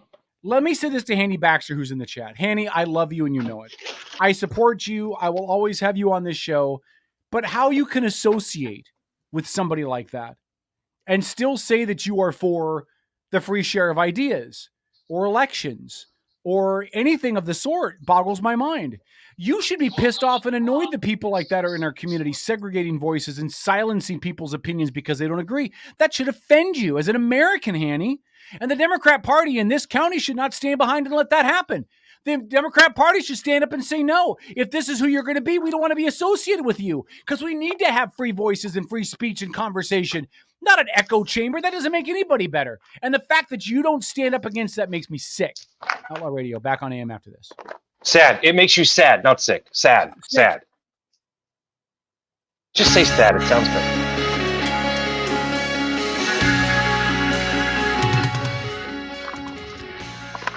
I hear Democrats all day screaming. Republicans, how can you stand idly by while Donald Trump does blah, blah, blah, blah, blah. Okay, well, Democrats in Kitsap County, how can you stand idly by while somebody like Pam Keeley has the amount of power that she has to control the negative and silence voices who disagree with her in a public forum? And yet Democrat leadership in the county like Hanny don't call them out for it. Don't go public about it.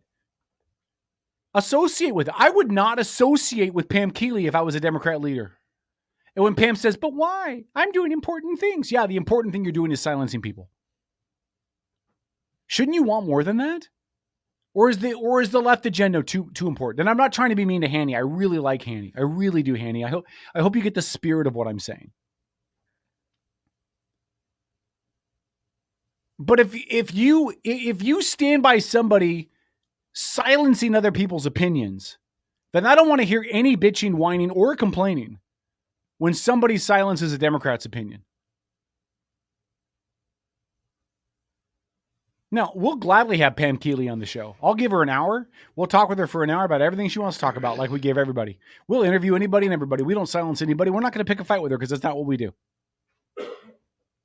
But that's how it's supposed to be. And that's not how it is. If you're on the left, you can silence anyone you want to. You can call anybody you want a racist. That's totally okay. You don't even have to have proof. I'm racist against Native Americans. That's absolutely stupid. It's ridiculously stupid. Almost as stupid as saying I'm racist against okay, there's Paul. Yeah, it's almost as dumb as saying I'm racist against black people. Yeah, when my daughter is black. Like it's ridiculously stupid. So I would like the Democrats to do the same thing they expect Republicans to do, which is stand up against oppression within their own people. Easy squeezy. Well, listen. Hanny's making it. Yeah, she's making a great point, but I think the point that you're making, Kevin, and correct me if I'm wrong, is you're basically talking about guilt by association. Listen, a lot of people and a few businesses were hurt, and I mean hurt, by the doxing that occurred over the flags down on Front Street in Paulsbo. Mm-hmm. And a lot of that occurred at the behest of Pam Keeley and her Paulsbo for All group. A lot of that. She attacked us for simply being critical of how her and others in Paulsbo were handling it. And now she's referring to us as right-wing and racist. Now, to Hanny's point, she's saying, Kevin, you don't really know because you haven't talked to her about this. And so you're kind of jumping the gun. She has a point with that. Maybe. But on the same note, Hanny, you're not exactly posting anything in the chat room to disagree with Kevin. You're just kind of saying, well, you don't know. Well, then tell us. But hold on. Of course, and of course they're not. Of course, Paulsbo for All isn't the Democratic Party. Yeah, and I don't want to say this. I'm in no way insinuating that anybody in the Democratic Party is funding, operating, running, subverting anything with Paulsbo for All. But here's what I will say. If there was a conservative group in Paulsbo spewing things about Democrats, and when Democrats tried to talk, the Republicans banned them. The conservatives banned them and didn't let them have a say. And they organized all these things to protest against Democrats. The Democrats would have a fit. The Democrats and rightfully would have a so. Tara Simmons would have rightfully a fit. so. Haney would have a fit. Michelle Caldier, who calls herself a Republican but is probably a Democrat, she might even have a fit. Okay. So I want to see it the other way around. I want Democrats to say, look, Paulsbo for all, I know we're kind of on an equal footing politically, but the way that you're acting is crap. And we expect more from you because we expect more from us. And that's what I don't see. That's what I want to see. I'd like to see the Kitsap County Democrat Party say, hey, Paulsbo for all, knock it off. Have a free flow of ideas. Talk with people. Quit alienating people just because they disagree with you. You're doing our community more harm than good. They're not going to listen to you, Hanny. Like nobody at Paulsbo for all is going to go, oh my God, we've offended Henny Baxter. We got to change our ways. It's not going to happen. Maybe they would, though. That'd be kind of cool. But I'd like to see it. I just like to see it. And I still love you, Hanny. That's all I'm saying. I would just like to see the Democrats stand up for it and say this is wrong. Because you'd certainly do it if the Republicans were doing it. And I do not like hypocrisy in our democracy.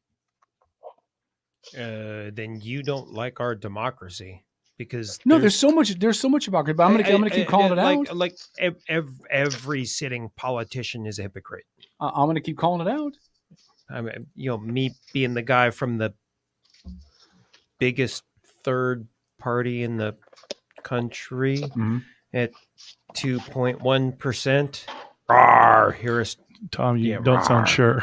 Yeah, 2.1%. But here's the deal.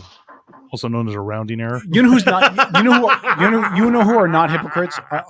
You know who are not hypocrites? We're not. Libertarians? No, we're not. This show's not. No. You may not agree with everything that we say. We're not hypocrites. Because we just got done having a segment where we talked about what the issues in the Republican Party were, about how they're so fractured and they're publicly infighting with themselves, and that's why they lose every single election in the state. Like, we're not over here regurgitating the right-wing narrative. We're certainly not over here regurgitating the left-wing narrative. Like, we'll have every conversation because we don't care. Democrats and Republicans are afraid of having the conversations. I like that synopsis. Yeah, we're geniuses. I like that. I'm good with that. Yeah, there you go. I feel much better. Let's check comments in the chat. Yeah.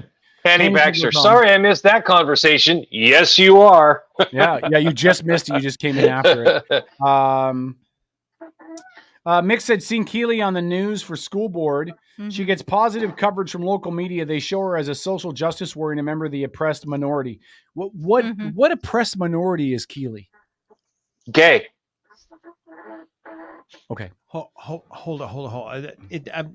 I'm bad with names. That's Paulsbo for all girl. Oh yeah. Pam. Look, come here. Sorry, I've got too many names going through my head right Answer now. a question for me, Pam, because I really want to know. How are gays and lesbians oppressed in Paulsbo? What can heterosexual people in Paulsbo do that gay and lesbian people in Paulsbo can't? Hold on. Pam, what can straight people do in Paulsbo that gay and lesbian people can't do in Paulsbo? Hey, hang on, Kevin. I'm going to push back a little bit. Go ahead. Yeah. Instead of just Paulsbo, let's just talk about Washington State. Well, I'm saying Paulsbo because she's all active in Paulsbo politics. So I'm keeping this in her backyard. Because I don't want her to come up with something going on in Spokane, which is not in her backyard. Mm-hmm. You know what I mean? I don't want her to be like, well, in Yakima, they can't cross the street holding hands and they'll get arrested. I don't want to deal with that. I want to keep it straight to where Pam Keeley's at, which is in North Kitsap. So let's expand this. Okay. What can straight people in Kitsap County do, Pam Keeley, that gays and lesbians can't do in Kitsap County, Pam Keeley? Oh, okay. You went Kitsap instead. Yeah, Kitsap. All right. So I'm good with that. So can you, Paul, tell me, do you know? Yeah. They can't get good deals on beads. No, they can. Lori left the room. Yeah. No, in fact, Lori left. Lori was telling Lori me left the room. Lori was telling me that gays and lesbians actually get a bigger discount on beads. Oh yeah, Lori just went to go update her website with a sale for LGBTQ I folks. think I heard her say "what" down the hall. Look, What? Hold on. I'm going to make listening to the interview. I'm going to make an argument. I'm going to make an argument right now that I think gays. Shocker! And Kevin's going to make an argument. Gays and lesbians in Washington State, brace yourself. This is going to make you guys lose your mind that I'm saying this. Oh, God. Gays and lesbians in Washington State probably get better treatment than straight people in Washington State. Oh. And I'm going to tell you how. I'm Where'd it go? going to tell you how. Because hold on, I got to find my brain. because here's what happens. If you're a gay or lesbian owned business, you can promote that. Mm-hmm. You can go out there and say, we're a lesbian owned business. Yeah, we're a gay owned business. Come support us. Come support the gay owned business. Come support the lesbian owned business. We're LGBTQ friendly. Come support us. Come support us. Come support us. And everybody shares it because you're a gay and lesbian owned business. People promote you. Emphasis on come. They share the word. They tell everybody and their mother. They spread it all around the community. You get special write-ups in the paper. Hey, come on down here and check out the book floor, the bookstore under the stairs because they support gay and lesbian causes. Blah, blah, blah, blah, blah, blah, blah, blah. I don't see anything out there about a straight-owned business.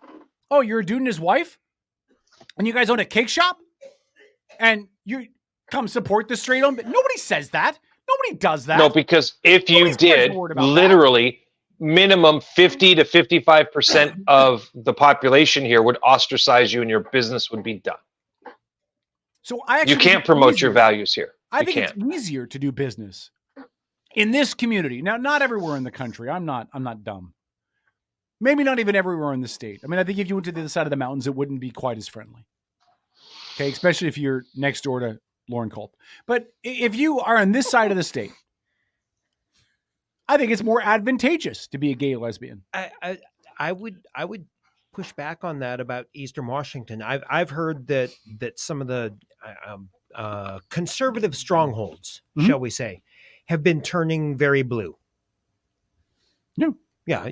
Wenatchee used to be a really, really conservative agricultural town. Mm-hmm. You know, you drive down the road on your John Deere tractor with your shotgun, and That's right. I have John Deere green stuck in my head.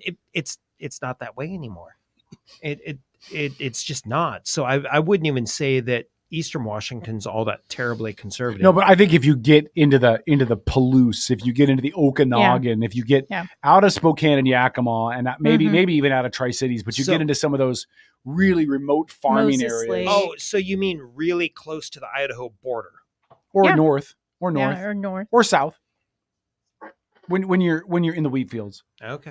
But I believe that it is easier to do business as a gay and lesbian owned business in Washington State, especially on this side of the mountains, than it is if you're straight. Because there are some people who, regardless of what you sell and regardless of what you do, and regardless of whether you're a good person or an awful human being, they're going to support your business because you're a gay and lesbian owned business. And I don't have an issue with that. I really don't. If that's on your checklist of things to support, more power to you. Like, I'm totally cool with that. But let's not pretend that the people like Pam Keeley are right.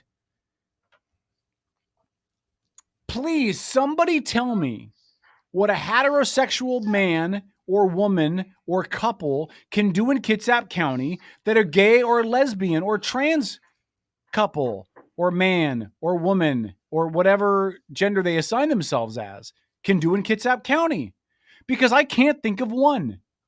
Instill fear. People fear crossing the gay and lesbian. Oh, yeah, that's true. Yeah, don't.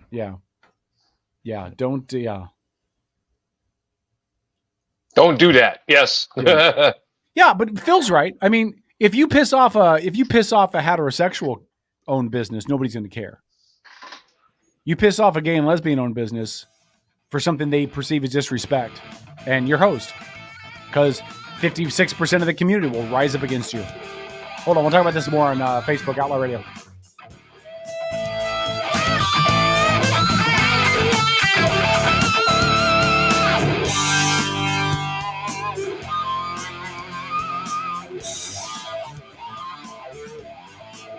Custer, Mr. Custer. I don't want to go.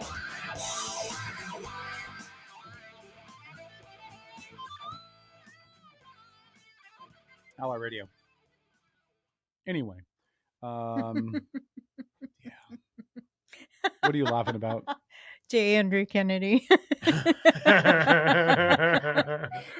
He likes your casual workwear, and now he's talking about moving, but he'll stay out of Washington. He's gonna stay east of Washington. Yeah, well, that's a good idea, dude. The- Listen, if you like, I think the togas freak. The togas are. if you normal. like having money in your bank account, stay out of Washington. Oh God, yeah. Yeah. If Definitely. you like not being taxed to death, yeah, stay out of Washington and California and Oregon. Move to Idaho. Montana's beautiful. Yeah. I mean, you go down. I mean, you go into downtown Phillipsburg, right? You know what the problem with Montana is, or And Idaho? There's side by side little ORVs with the Trump flags everywhere. It's beautiful. Do you know what the problem with Idaho and Montana are? No ocean. There is no salt water. Yes. Yeah, No ocean. ocean. Yep. That's a big issue for me. I could not live anywhere where I was not in proximity to the ocean. The furthest I could live here. I could live in Alaska. I could live in Oregon. I could bear by in California. I never want to live there again. Could you live in Eastern Washington? No, it's too far Eastern from the ocean. Oregon. I No, did. too far. Nevada County, California. Yeah, No. the furthest I ever lived from the ocean, my entire life. I mean, I grew up the son of a sailor, but the furthest I've ever lived from the ocean was Ellensburg, and It's the son of a preacher, man. yeah, the first year was weird. I mean, after that, I kind of settled in because I knew it was temporary. But man, I firmly believe I'm moving to Mississippi one day. Oof. Like I firmly believe I'm going to live in Mississippi one day. Oof. I do. Mississippi. Really? Yeah. Okay. Why are you giving me that After look? you, it'll clearly be after he retires from radio. Yeah. I don't know. Paul has proven to us you don't even need to be in the same city to do radio anymore. You can just do it remotely every time. I can That's be in true. Mississippi That's every true. single show. But the radio is your social. That's like your social time, bro. So that's why you're so good about being in studio every week. It is. I love this show, especially when the rest of my life is garbage. This show is always here for me. Tom is always here to show me. Hey, everybody drink. So, Kevin brought it up again. No, I said when my life is garbage. I wasn't even talking about my dating life. I mean, we've discussed. Well, brought it up again. No, we've discussed issues with my daughter. We've discussed the issues with my mom. I got a lot of stuff. So when we come back at 10:30, how you want me to bring that in? Should I bring in my music that I picked out for you? That will come in for sure. Totally fine. Just do it. Yeah, just do it. Just do it. Yeah, just do it, Phil. Just do it. Just do it, Phil. Take some ownership. You heard it, Phil. We all heard him say it. We all heard him say it. You don't need his permission for anything. In the chat, I'm going to put the link in there again. Ask whatever questions you want. They'll come to us anonymously. We'll answer those at about 10:30. If I don't get enough questions, we're going to play some more Right or Racist. We could do both. So we might have to if I don't get more questions. Wait, right now, who won the Super Bowl? What do you mean? What? Who won the Super Taylor Bowl? Swift No. Out of the us. Chiefs. I already told you. Trojo did. Oh, he did all the way. Yeah, he okay. did. Yeah, he did. Oh, okay. I thought How you were did he talking win? about No.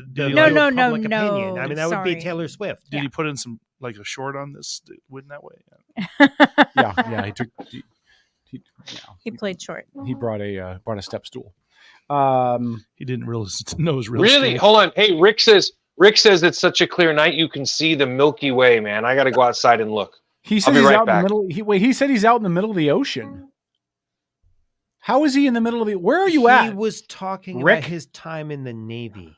Well, hold on. Or is he out in the middle of the ocean now? No, Listening he to was in my tasting room today. But maybe he took his boat out. Maybe he has a boat. Maybe. Maybe. Maybe. but- Rick, give us some details, will you? Give us Maybe some he's details. in an Rick. aircraft carrier. He's not in the Navy anymore. I know. I'm teasing. I was in the Navy once. Mm-hmm. Yeah. Once. Yeah, it was the longest 20 years of my life. Just kidding. It was like 5, but it felt like 50. By the way, you've never seen anybody so sexy as when I had to wear my Cracker Jack. And it makes me so sad that the Cracker Jack uniforms are no longer around anymore because I looked good in my Cracker Jack uniform. I remember those from when I was a kid. My dad was, Yeah, the Cracker Jack uniforms are awesome. And 13 buttons. 13 buttons Nice. around your crotch. It was 13 buttons. It went up and then over and then down. Yeah, it was 13 buttons. That's true story. I'm not doubting you. True story. I'm just. Never mind. All right. Outlaw Radio. We'll come back after this. We'll check the chat and we'll talk about some more pressing topics, including Paul's nipples after this. .com. Paul has nipples? 5 of them. Yes, but I don't show them off to the world like Tom does. You're listening to the Outlaw Radio Network. I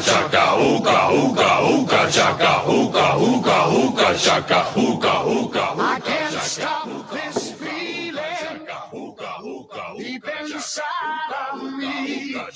Girl, you just don't realize what you do to me. When you hold me in your arms so tight, you let me know everything's all right.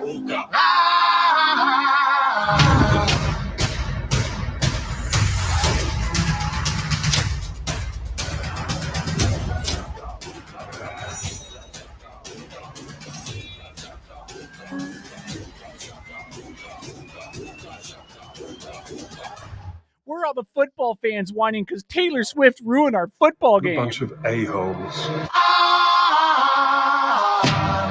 What kind of feeling? You have no idea how hard it is to shake your ass when you're wrapped in a toga. So, funny story about tough, man. Funny story about the football thing. Think about Welcome to Girls Life. You got all these football fans, right? Yeah. Plus, you have all the Swifties. Yeah.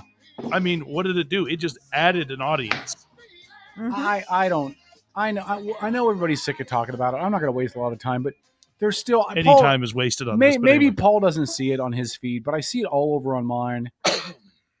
All the Taylor Swift stuff. Really? People. Still? Yeah, still. Yeah, I was looking at stuff yesterday. Just it's like constant now, and it's either a group of people that are like, I used to watch football until Taylor Swift came and ruined it for me, and she's a Biden clone, and she's gonna get married to Travis Kelce, and they're gonna endorse Biden and sway the election.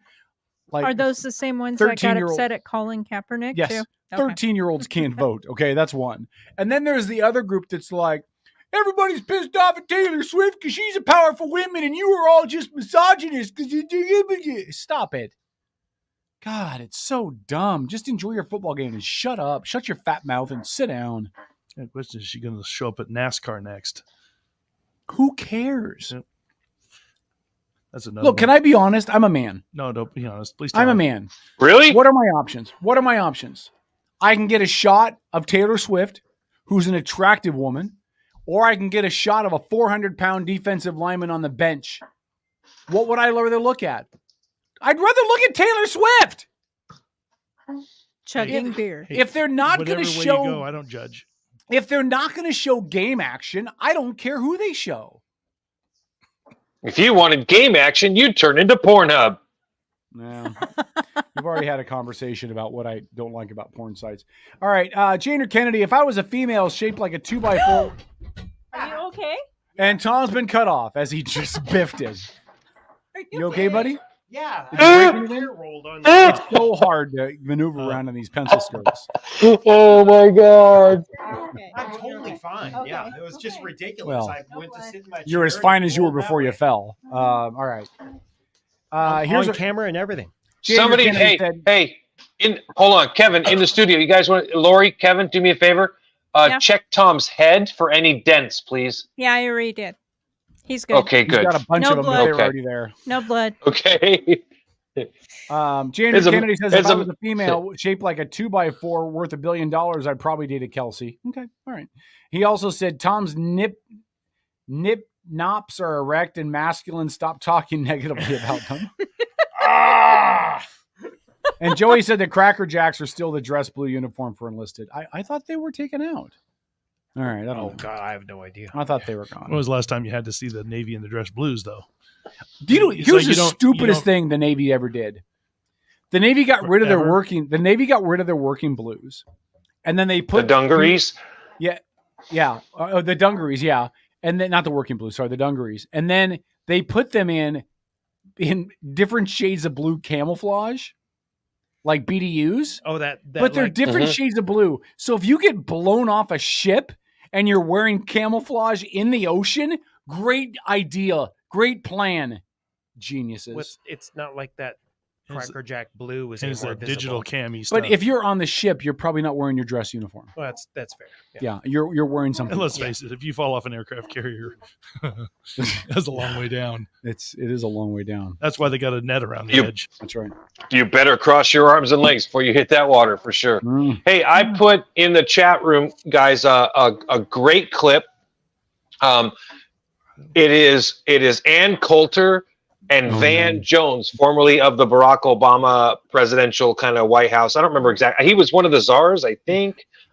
Anyway, so they are going at it over the border because Van Jones claims that Republicans own the border issue because of their failure to pass the immigration bill, that was completely ludicrous in Congress. So if you want to go that route in our next conversation, I did post the video. It's a couple minutes long. It's a great conversation piece. Just my take, because I wasn't sure. Let's pretend here for a moment that I missed the prep meeting where we discussed what order we were going to do the stories in. So you did miss it. We have one of those. It's there. I believe you. I believe you. Hour 1, segment 1, togas. Hour 2, segment 2, more togas. Yeah. Hour 3, segment 5, more togas. Styles of togas. Yeah. That's right. Origin. Yeah, you know what? How long is that clip? I'm loading it right now, but it's not showing it. How long is it about clip? togas? No, it's that thing that Paul was talking about, the Van Jones and Ann Coulter sparring over the border. But I thought we were talking about togas. Showing. No, it's a long clip, Kevin, but you can skim through it, and play the first few minutes. It's actually a 13-minute long clip from the show, but you don't have to play all that. You could just play a little bit of it. I can't believe I'm going to play a quote of Skeletor. Okay. Hey, I will give a lot of credit to Bill Maher. I mean, he has really come back around. Yes, he's still a liberal Democrat, but he's come around to be more. He lost his common sense for a long time, especially while he was poking Arianna Huffington. But he's come back around at least to being a common sense liberal, right? Like liberalism isn't a bad thing. I don't dislike it. I think it's an important part of American culture and politics. But unfortunately, people that were liberal Democrats 15 years ago are now basically kowtowing to the hardcore fascist tipped over to the leftists in the party who have now have complete control. And Bill Maher has a platform. He's able to speak out and talk some sensical things. So anyway, I just found this to be a real interesting bit. It was CNN political commentator of Obama, that's Van Jones, and the columnist and author Ann Coulter spar over the failed Senate border bill on the U.S. immigration system. And Bill Maher argues, that Democrats have turned the immigration issue around on Republicans. That's Bill Maher's position. Let's play part of it. We won't do the whole thing, but let's play part of it. Are we unmuted, Phil? I got it loaded over here to play. Are you plugged in or? Yeah. Well, no, I'm going to do it through StreamYard. Okay. All right, here we go. Outlaw Radio. Okay. So. Need some volume in there, buddy. This political news that happened this week was that the Democrats have successfully flipped the immigration issue. I know you're going to yell at me. Let me just explain this to what I mean. Immigration is now the number one issue to voters. Number one, ahead of the economy. This doesn't happen often. I think Chuck Schumer, he played them. And Mitch McConnell, who used to be the guy who played everybody else, he's lost a step. He's a little glitchy. So if you haven't been following it, the Republicans have been saying for quite a while, you are prominently among them, that there's an invasion going on. We got to do something. So the Democrats called their bluff. They came up with a bill that gave them almost everything they wanted. I mean, I could read you the quotes from Lindsey Graham and other people, prominent Republicans, who said, we will never get a better bill than this. Republicans did not want, Trump did not want the Democrats to have a victory, so he told them to vote against their own bill. Now we have this guy, Tom Swayze. He won the seat vacated, he got his ass kicked out. George Santos, now on Cameo. And this guy won the election in a state and outside a suburb of a city that is reeling from the migrant problem. And he won it. Here's Tom Swayze. He said, what we need are strong, outspoken, pro-Israel Democrats that will stand up for Israel, will stand up to the extreme left. Hello, Tom Swayze. And he just said, look, we have to close the border. He ran to the right.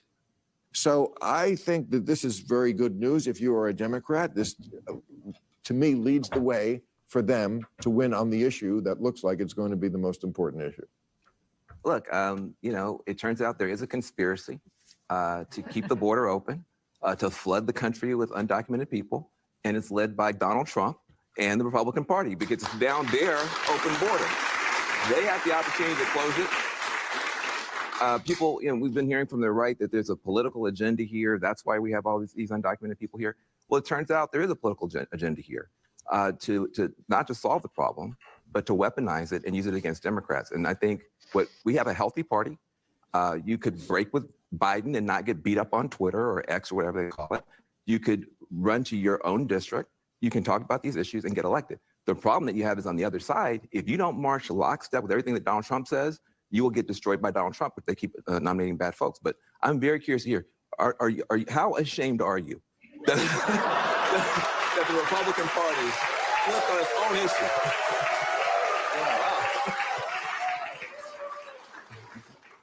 The people who should be ashamed at this table is anyone who believes that was a good border bill or that the Democrats care about the border. Well, Well, that was a good response. I take it back. You have the governor of Texas putting up razor wire on the border. And what does Joe Biden do? He sends federal agents to cut it down. Yeah, that's a guy who wants to get tough on the border. Exactly. He is the Mayorkas and Biden are violating the law. This idea that the president needs new powers to keep people out. No other Congress ever thought of that. No, it's the law right now. He has the powers. It is the law to detain every illegal coming across, including asylum applicants who have a credible fear, which none of these do. He's violating the law. And what this bill would have done is preserve the violation of the law, allow 5,000 illegals in, no detention. And by the way, I gotta Lindsey Graham. All right, so let's leave it at that. Let's pick it up from there. So Paul, what do you think? Well, I don't. Okay, so to hear Van Jones say this was a great bill, oh boy. Okay, this is gonna just make Pam Keeley jovial. Van, have some more Kool-Aid, okay, buddy? Here's the thing: that bill allowed, and I quote, up to 5,000 people a day to cross the border still illegally. It didn't close the border. It didn't build a fence. It didn't do jack squat. Except, you know what it did? It told the Border Patrol agents, you can start kind of arresting and detaining people, which they're already doing, but we'll only let 5,000 a day over the border, and if that number goes higher than 5,000, then we'll take extra steps. Which by the way, insinuates that there's somebody at the border with a clicker in their counting. Hand. Going Just 1, yes. 2, 3. You guys form a straight line. 3, 4. No cutting. 4, 5, 6. Oh, you're pregnant. You counted. Oh, twins. 3. All right. Hold it. That takes us back to another political issue. What's that? When does life begin? And here we go. Paul, Tom, I believe that's the funniest thing Tom has said in 2 years of radio. Listen, I firmly believe, though, that listen, well done, Tom. Well done. I think if any Democrats want to blame Trump about the border, I think it's fair game. I think the Democrats can say, Trump, why didn't you close the border? Why didn't you? God, you keep saying Trump. Hold on. Because Trump was president for 4 years. Said it again. I know. Hold on. Trump was president for 4 years. Republicans Can I swallow one before you say his name again? No, go ahead. not the first time that's been said. But listen. Yeah, he was president for 4 years. Everyone is falling down on their drinking. He didn't fix the border, but if that's the case, then Democrats also need to accept when Republicans say, Well, why didn't Obama fix it? Why hasn't Biden fixed it? Listen, you said Biden. I know. This is not a this is a failure of federal government issue. This is not a party issue or a president issue. Because what are you smoking, dude? Every president we've had has failed. Donald Trump. Hold it. You've got to draw a line in the sand with this. Every president has failed since when? Since Trump. No, I would say as far back as I have knowledge. Really? Listen, Reagan. You don't think Trump was busting his ass to try to close that border? Is that what you're saying? I don't. He got sued by everybody but the state of Texas to stop. Congress tried everything to keep him from building that border wall. How do you justify this, Kevin? Go ahead. Sorry, Tom. No, it's okay, Paul. I didn't mean to talk over you, but what about after 9/11? What about after 9/11?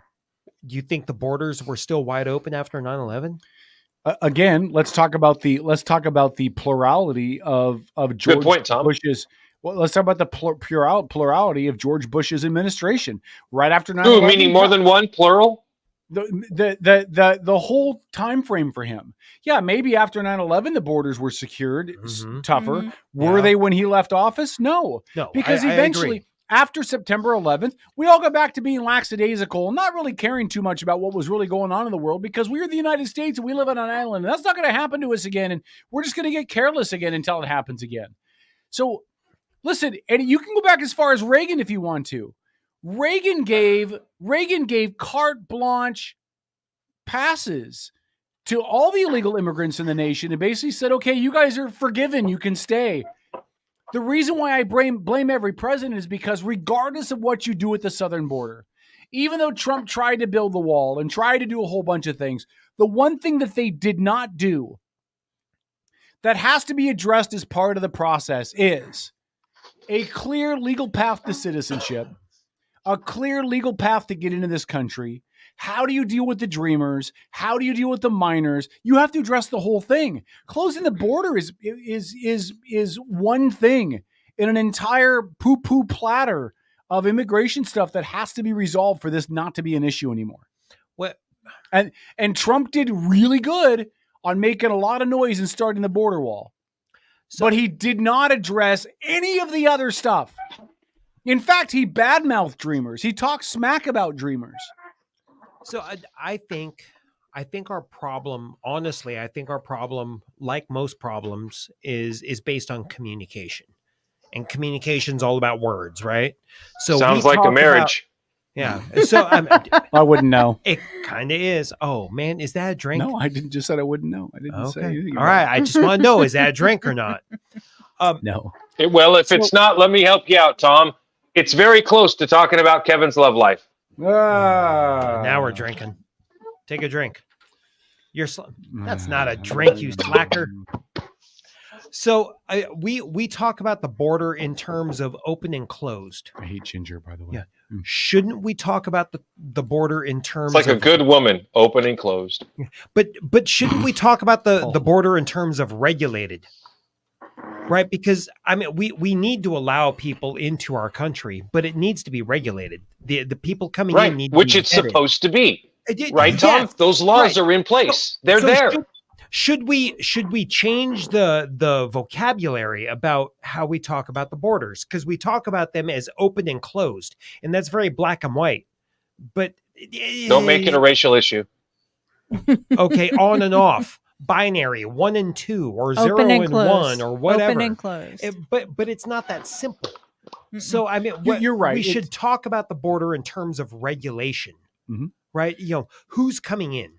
And not that people are coming in, who is coming in. Because, but here's the problem. Because if it's people seeking asylum for humanitarian issues and such, please come here, right? But we want to take care of you. Yeah. But if it's just an open border policy for Iranian nationals that want to blow up another federal building, let's secure that. But here's the problem. And you're right, I agree with you. But the problem is the people on the left want open borders. So when we talk about open or closed, right? we have to acknowledge the fact that the left, in general, wants open borders. Right, and the right you show up wants at the closed borders. You show up at the borders, come on in. Right. The right listen, does not listen. want closed borders. Hold on. I'm going to stick up for Republicans really quick. I can't believe I'm going to do this. I'm going to need an enema. Oh, okay. The right does not want closed borders. The right wants really stringently controlled borders, but Regulated. Yes. really stringently regulated borders. But they do not want to close the border. They want, if you're Yes, going we to do. cross the border, they want to. You do it legally. Yeah, they want to allow people to cross the border under really specific circumstances, and that's Yes, it's called laws. Yes, exactly. But they don't want to close the border. Close the border means nobody comes in. It means there's a waiting line. Like you're at the listen, checkout no, stand at Walmart. Kevin, dude, I love you, but you're way off base here. No, we want a closed border. That it's like a front door to your house, dude. You don't open your front door and let people in and you're checking their IDs at the door. That's not what you want to do. This isn't a bar. You want the door closed. People got to knock on it and ask to come in. Okay, all right.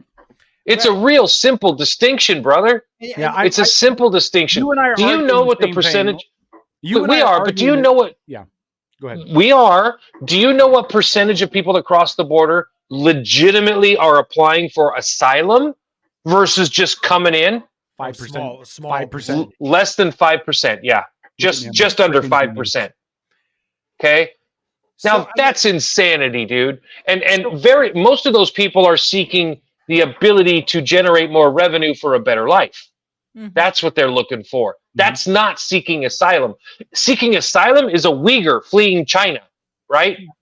Yes. It's a Kurd fleeing ISIS. Those are people seeking asylum. It's some of those people from Guatemala that are fleeing the drug gangs. Yeah. No, fleeing the drug gangs is not a legitimate seeking of asylum. Okay, that's a law enforcement. That you may disagree with me, but that is a law enforcement issue in that region. That's what that is. And now, if you're a gay Palestinian, you can say I'm seeking asylum. They will throw me off a rooftop. That's legitimate. Yeah. So, but even people running from the cartels in Mexico or Guatemala or whatever, honestly, I think they have a legitimate argument. But that's I'm not saying they don't have a legitimate argument. That's part of a regulated border versus the difference between open and closed, which is all anyone talks about right now. Listen, look at our friend who they did the documentary about. We had him on air. We talked to him. He went over, left Hollywood, went over to Iraq and fought ISIS. He is living day to day. Michael Enright. He's living day to day in Mexico. You know why? Because he doesn't want to cross the border illegally and come back into this country. He wants to do it legally. Yeah, that music. Hold on, that music means we're coming to break. So stick around. We'll pick this up on the Facebook side. It's Outlaw Radio Network.com. Network.com.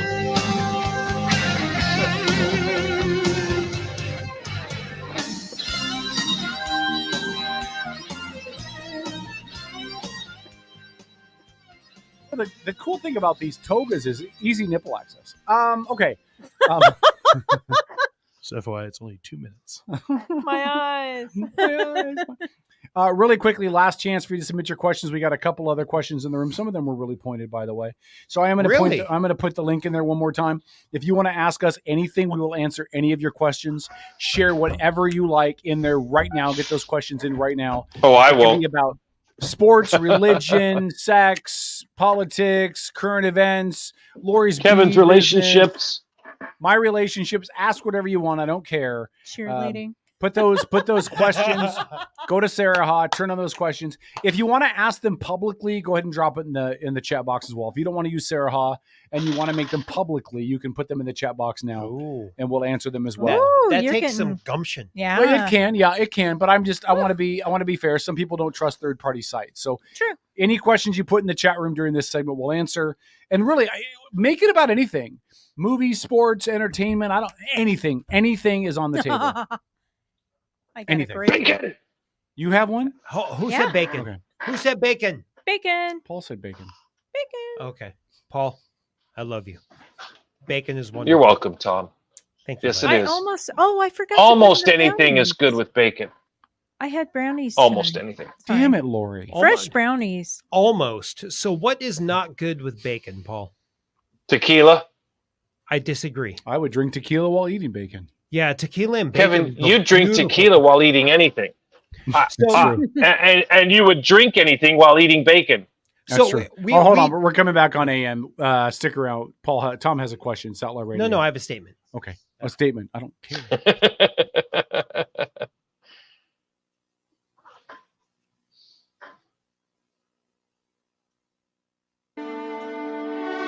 Is every girl the only girl? I'm beginning to like it. Oh, my heart is beating wildly, and it's all because you're here. When I'm not near the girl I love the girl I'm near. Every fan that when I'm not near the girl I love the girl I'm near. That reminds me of that song, if you can't be with the one you love, then love the one you're with. I'm not Mr. Right. I'm Mr. Right now. All right. Classic. That's Tom Steele. All right. Again, we have put the link in the chat if you want to ask your anonymous questions. And if you want to put them in the chat, we'll check those in just a moment. Can you find us some cool, like, royalty-free music that you can play under this, Phil? Play some royalty-free music under us. Can you do that? Something kind of fun, something kind of peppy, something that adds some good energy to it. Yeah. Go look up the theme song to Porky's. No, that's not royalty-free, Paul. It's not royalty-free. We got to do royalty-free or we get smacked. And none of our younger listeners would get it. They would all be lost. You're totally true. Yeah, you're totally right. There would be a loss. I'm just picturing Beulah Ballbreaker, running across the sand with her lover. All right, we're waiting for music to get the segment started. Only one person in studio didn't laugh at that. I'm assuming Kevin has never seen Porky's 2 or Porky's. I've not seen Porky's or Porky's 2. Seriously? You've never seen any of the Porky's movies? What? No. Wow. Kevin. Yeah. We gotta, guys. Let's have a movie night, and we'll all sit and watch the Porky's films with Kevin. We should. Whatever you guys Just want to watch do. Kevin squirm. We have to take a night where we get Kevin to smoke like a half a joint. No, it's not going to happen. It's never going to happen. Just let him drink some tequila and watch Porky's. I don't need weed. Hilarious. I didn't say that. I said people tequila. Who say that are the ones who could use it the most. I don't need weed. Listen. I got enough vices and enough problems. I do not need. In the immortal words, 99 In the immortal words of the great philosopher Jay-Z, I got 99 problems, but weed ain't one. Okay, so yeah, but weed's not really a problem. It can be. No, I'm good. For him, it can be. Okay, look. Here's the deal. Okay, here's the deal. Okay, if I had to spend money on weed, I could not buy any more Funkos. So I'm just gonna stick. I'm gonna stick to my Kevin spending habits. I will roll you a very nice joint out of my personal stash. I'm sure you will, but you will won't. Not have to deal with buying. But it's not going to happen. All right. Because look, Tom, you just got to go buy a little tube of the black stuff. Yeah. RSO. That's all. Yep, RSO. Yep. Yeah. Some Rick Simpson oil, and you just drop a little bit about the size of a grain of rice. Yeah. Just put that in his soda. Back. We would never get Kevin back. RSO. All right, let's do our questions. It's worth seeing Kevin do backstrokes. Let's do our questions. By the way, I'm going to post the link in chat one more time. So if you want to post your anonymous question, you may. Let's go to our questions. I'm going to ask them in order from oldest to newest. If you could bring back any musician back from the dead, who would it be? Easy. Freddie Mercury, baby. Back from the dead. You would be Freddie Mercury, Tom? Lane Staley. Maybe Morrison. Lane Staley. All right. Yeah. Jim Morrison. Jim Morrison. Phil, do you have one? Jim Morrison. Yeah. Mozart. Maybe Scott Weiland. Mozart. Wow, you went. In fact, you ever wonder if Mozart was alive today, what would he be doing? Probably scratching inside of his coffee. Good question. Yeah, I think Lane Staley's my knee-jerk response, but Scott Weiland's a close second. Lori? Jimi Hendrix. Michael Jackson. Michael Jackson? Mhm. Really? I think he had some more. Oh, in he him. was super. Oh, wow. No, And he was super. You can't deny his talent level, man. Yeah, I think he had You some can't more deny his creativity. talent level. Yeah. Let a little kid in him. Like Oh! Elvis Presley was all about marketing. I don't know how much talent there was really there. Oh, He was I kind of was like gonna right say place Elvis. at the right time. I was but- going to say Elvis. Because I'm a big Elvis fan. Oh, I take that back. You assume he's dead. Hold on, I take it back. Who mine would be? Chester Bennington. Bennington from Linkin Park. Oh yeah, yeah. That is would be a great one. that is that is a concert that I will never be able to see, and I regret that I never got to see. Never heard of him. Chris He Cornell. was a screamer in Linkin Park, Paul. Never, I don't even know Linkin Park's music, man. Oh, Paul, we'll fix that. one I've of these become days so soon. numb. Yeah, numb, crawling. But Kevin, we can work through that. Just One step because one closer. relationship didn't work out, we can work through that. Anyway, Chris Cornell. That's another Oh, musician that. Yeah. Man, that I mean, for that matter, Kurt Cobain. I wouldn't mind bringing Mama Cass back. Okay. Because I heard her last words were, and I'd like to ask if that's true. I'd like to ask if that was true. Guys. All right, next question. When was the last time Lori-san went on a real date? Lori, when was the last time you went on a real date? And I don't know how you qualify a real date, so you'll have to make that determination. That's up to you. Whatever you qualify a real date, Lori, when was the last time you went on a real date? A week ago. A week? Wow. That a girl. Hell yeah. Praise Good. God. Good. Praise the Lord. That's good news. How did it go? Did it go well? Sure. Yeah. Okay. You ever gonna? Can I just? Hell no. Hell no. Are you kidding? Lori's like, Have you I seen keep what my we're life wearing? private, man. Yeah, Have I you do. seen what we're wearing? Well, if he'll come out and hang out with us, he's gonna be a pretty cool guy. Well, hopefully, it doesn't have to come out. But All right. Oh no, that'd be bad. That'd be bad. All right. Here's a long one. Oh. How come you guys hold Keeley accountable, but give folks like Tara Simmons a pass? She supports Keeley, supporting the doxing child yeah. molesters. And, hold on. Supporting the doxing child molesters and other criminals she supports, giving them the vote. Yet you seem to Yeah. give her a pass. You give Hanny crap for being quiet about Pam Keeley, but Simmons, who supports Keeley and or editability from a state rep, you ask her softball questions. Yeah. May I? Go ahead. It's not true. You've obviously not listened to every single show, because when we first tried our dust up last summer, I personally even reached out to Tara Simmons and talked about the entire thing live on air, and I railed on Tara Simmons for her support of Pam Keeley and Paul's Vote for All. So I'm sorry, that's just an uninformed question, and it happens. I don't take it personally. You can't possibly know everything that we talk about all the time. So The other thing I will say is that we have I personally have reached out to Tara on multiple occasions to get her to come on the show so we can ask her these questions. She always has a really valid reason not to. Now, at some point, valid reasons sound like you call them valid. Well, hold on. I don't necessarily. My point is, but in Tara's defense, Tara's been in here. She's come and sat with us. She has. I mean, So is Hanny. Yeah. So is Hanny. And Tara would still come in. Yeah. Yeah, I adore Hanny. Mm-hmm. Tara, I respect Tara for her openness and being willing to come and have the tough conversations, because so many people won't. Correct. For sure. Well, and listen, and if you don't think we'll ask her about that when she's on the show, we certainly will. Because I have really specific things I want to ask her about. This is one of them. The other one is, what is she doing to protect our kids? You know, that's a good one. I will ask her. I will ask Travis Couture if we have him on the show again. I will ask Dan Griffin when we have him on the show again. I'll ask Michelle Caldier. Hey, I specifically gave you guys a specific scenario involving my own kid, and you guys didn't even respond back to me with ideas or offers to help or anything. Like, my correspondence went generally unanswered. In fact, Michelle is the only one that gave me half of a response. Kevin, though, they are in session, so let's cut them a little bit of slack there, bud. But I'll ask them the question because I expect a response. Not because I'm on the radio, but because I'm a constituent in their district. Yeah, you should expect a response. But anyway, it's legitimate. Yeah. If we get her on the show, we'll ask her the questions. There we go. Remind me after the show, because I actually thought of something related to that. Okay. Yeah. All right. Next question. This is our Ask Anything segment, by the way, brought to you by our good friends at Black Ring Spirits. Hey. If you drink enough at Black Ring Spirits, Joe Biden's speeches will make sense. They do.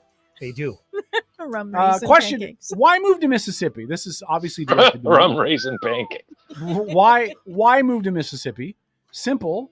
The woman I love is from Mississippi and wants to go back to Mississippi at some point. So that's the concession you make for the woman you love. Okay. All right. So that's That was my question, by the way. Was that your just- question? Yeah, I was just curious. Yeah. So Why the that's like a Mississippi retirement strategy. Maybe before then. Oh. Okay. It's a conversation. Okay. It's a conversation. Okay. If she ever talks to me again. Sure. All right. It's beginning to feel a lot like Well, Randy you Moore keep when I'm talking to you. listen, I'm going to ask one and I'm going to do it very forthright and up front, Go ahead. okay? You keep talking about this mystery woman. None of us have met her. None of us know her name. You're talking about you love her so much you're willing to move to Mississippi, yet none of us know her name.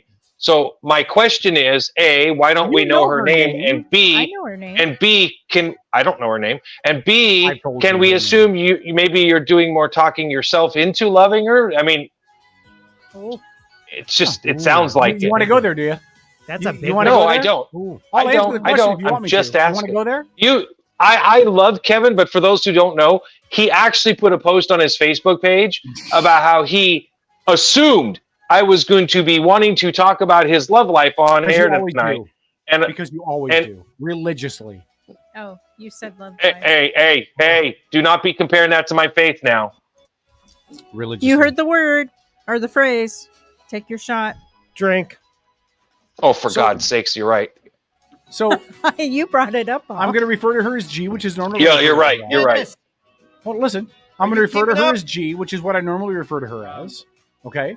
I'm not going to give her full name because I don't want the radio yahoos to go find her on previous posts on my thing and send messages. That's what I'm trying to avoid. Oh, it's not like she's Randy Boss. She's not Randy Boss, that's for sure. Randy, does your asshole still hurt? It's my fault. Anyway, What? Wow.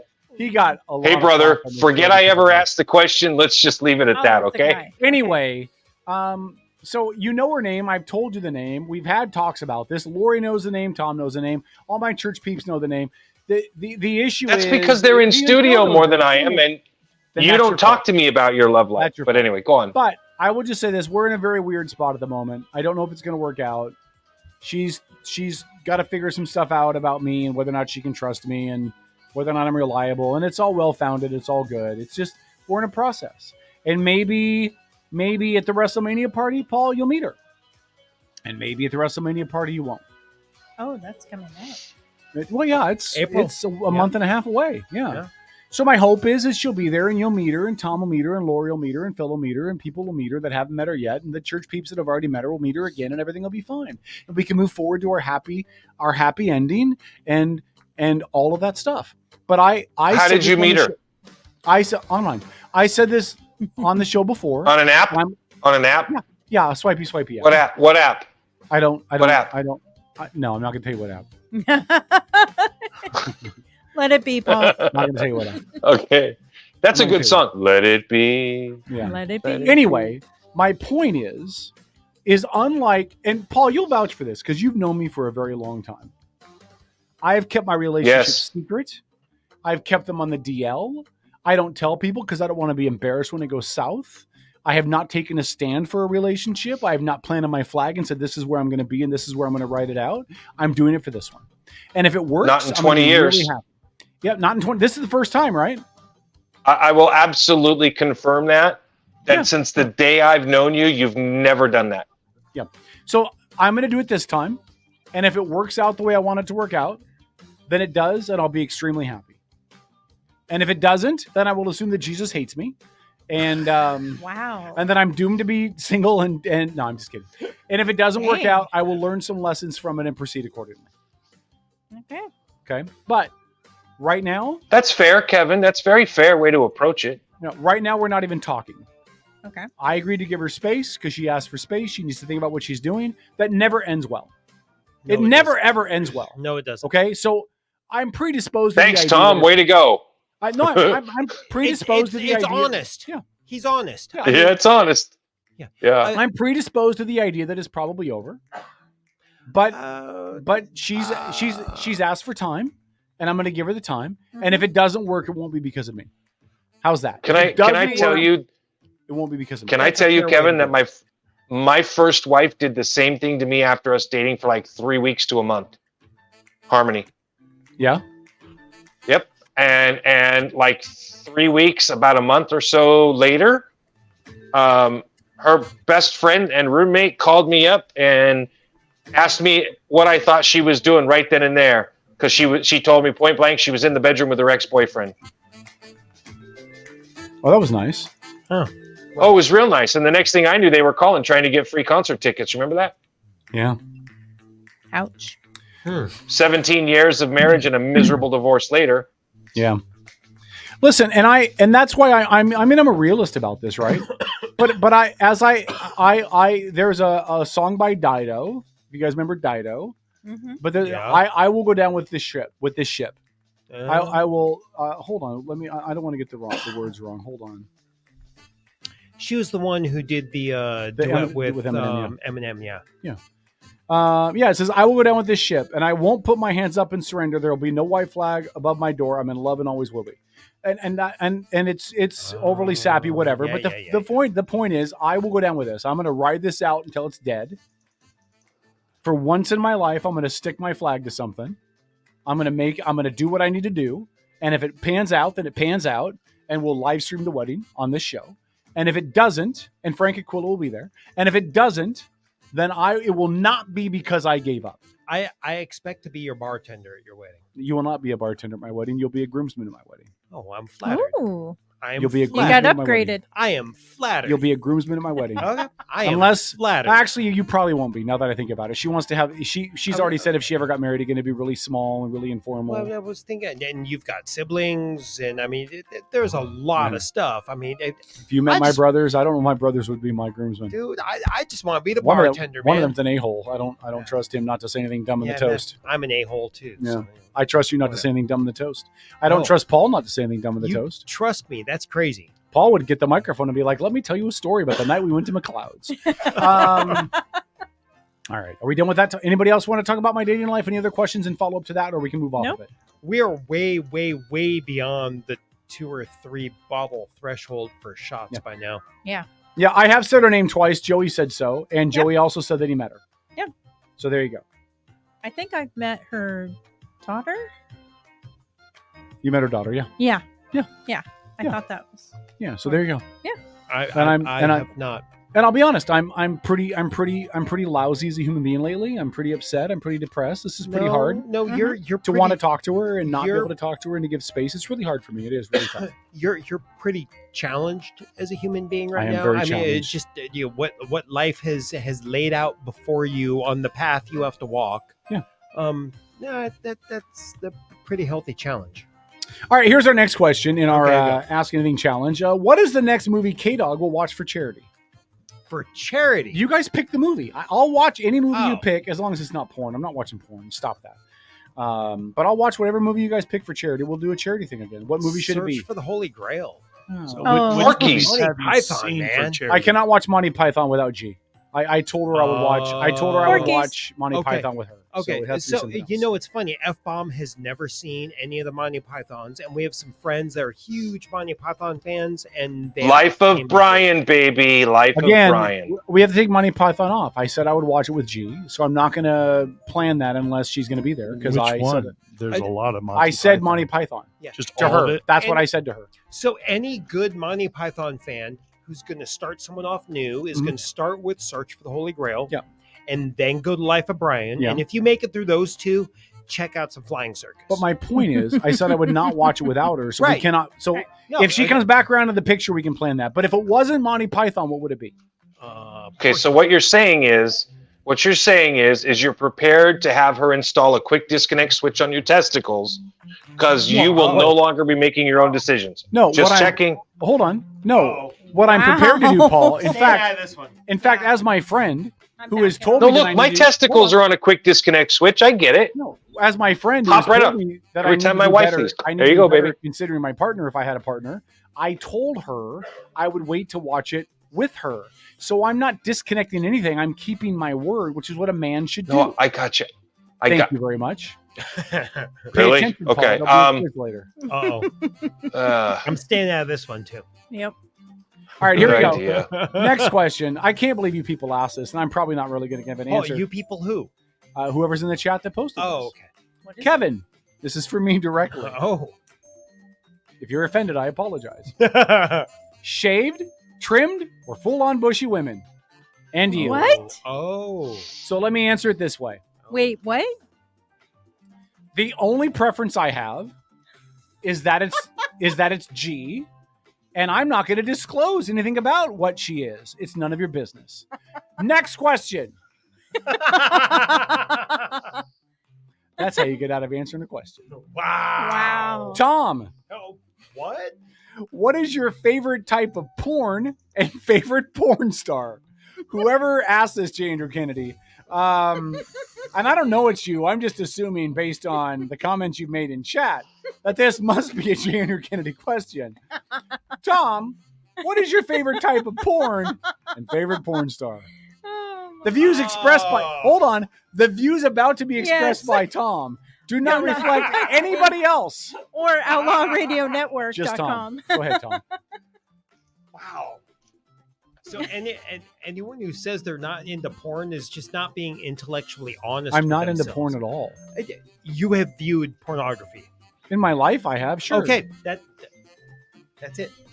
That's good enough right there. Oh, so you want to go back 20 some odd years? Sure. Okay, knock yourself whatever. out. Go ahead. Oh, wow. Porn is awful. Porn is awful.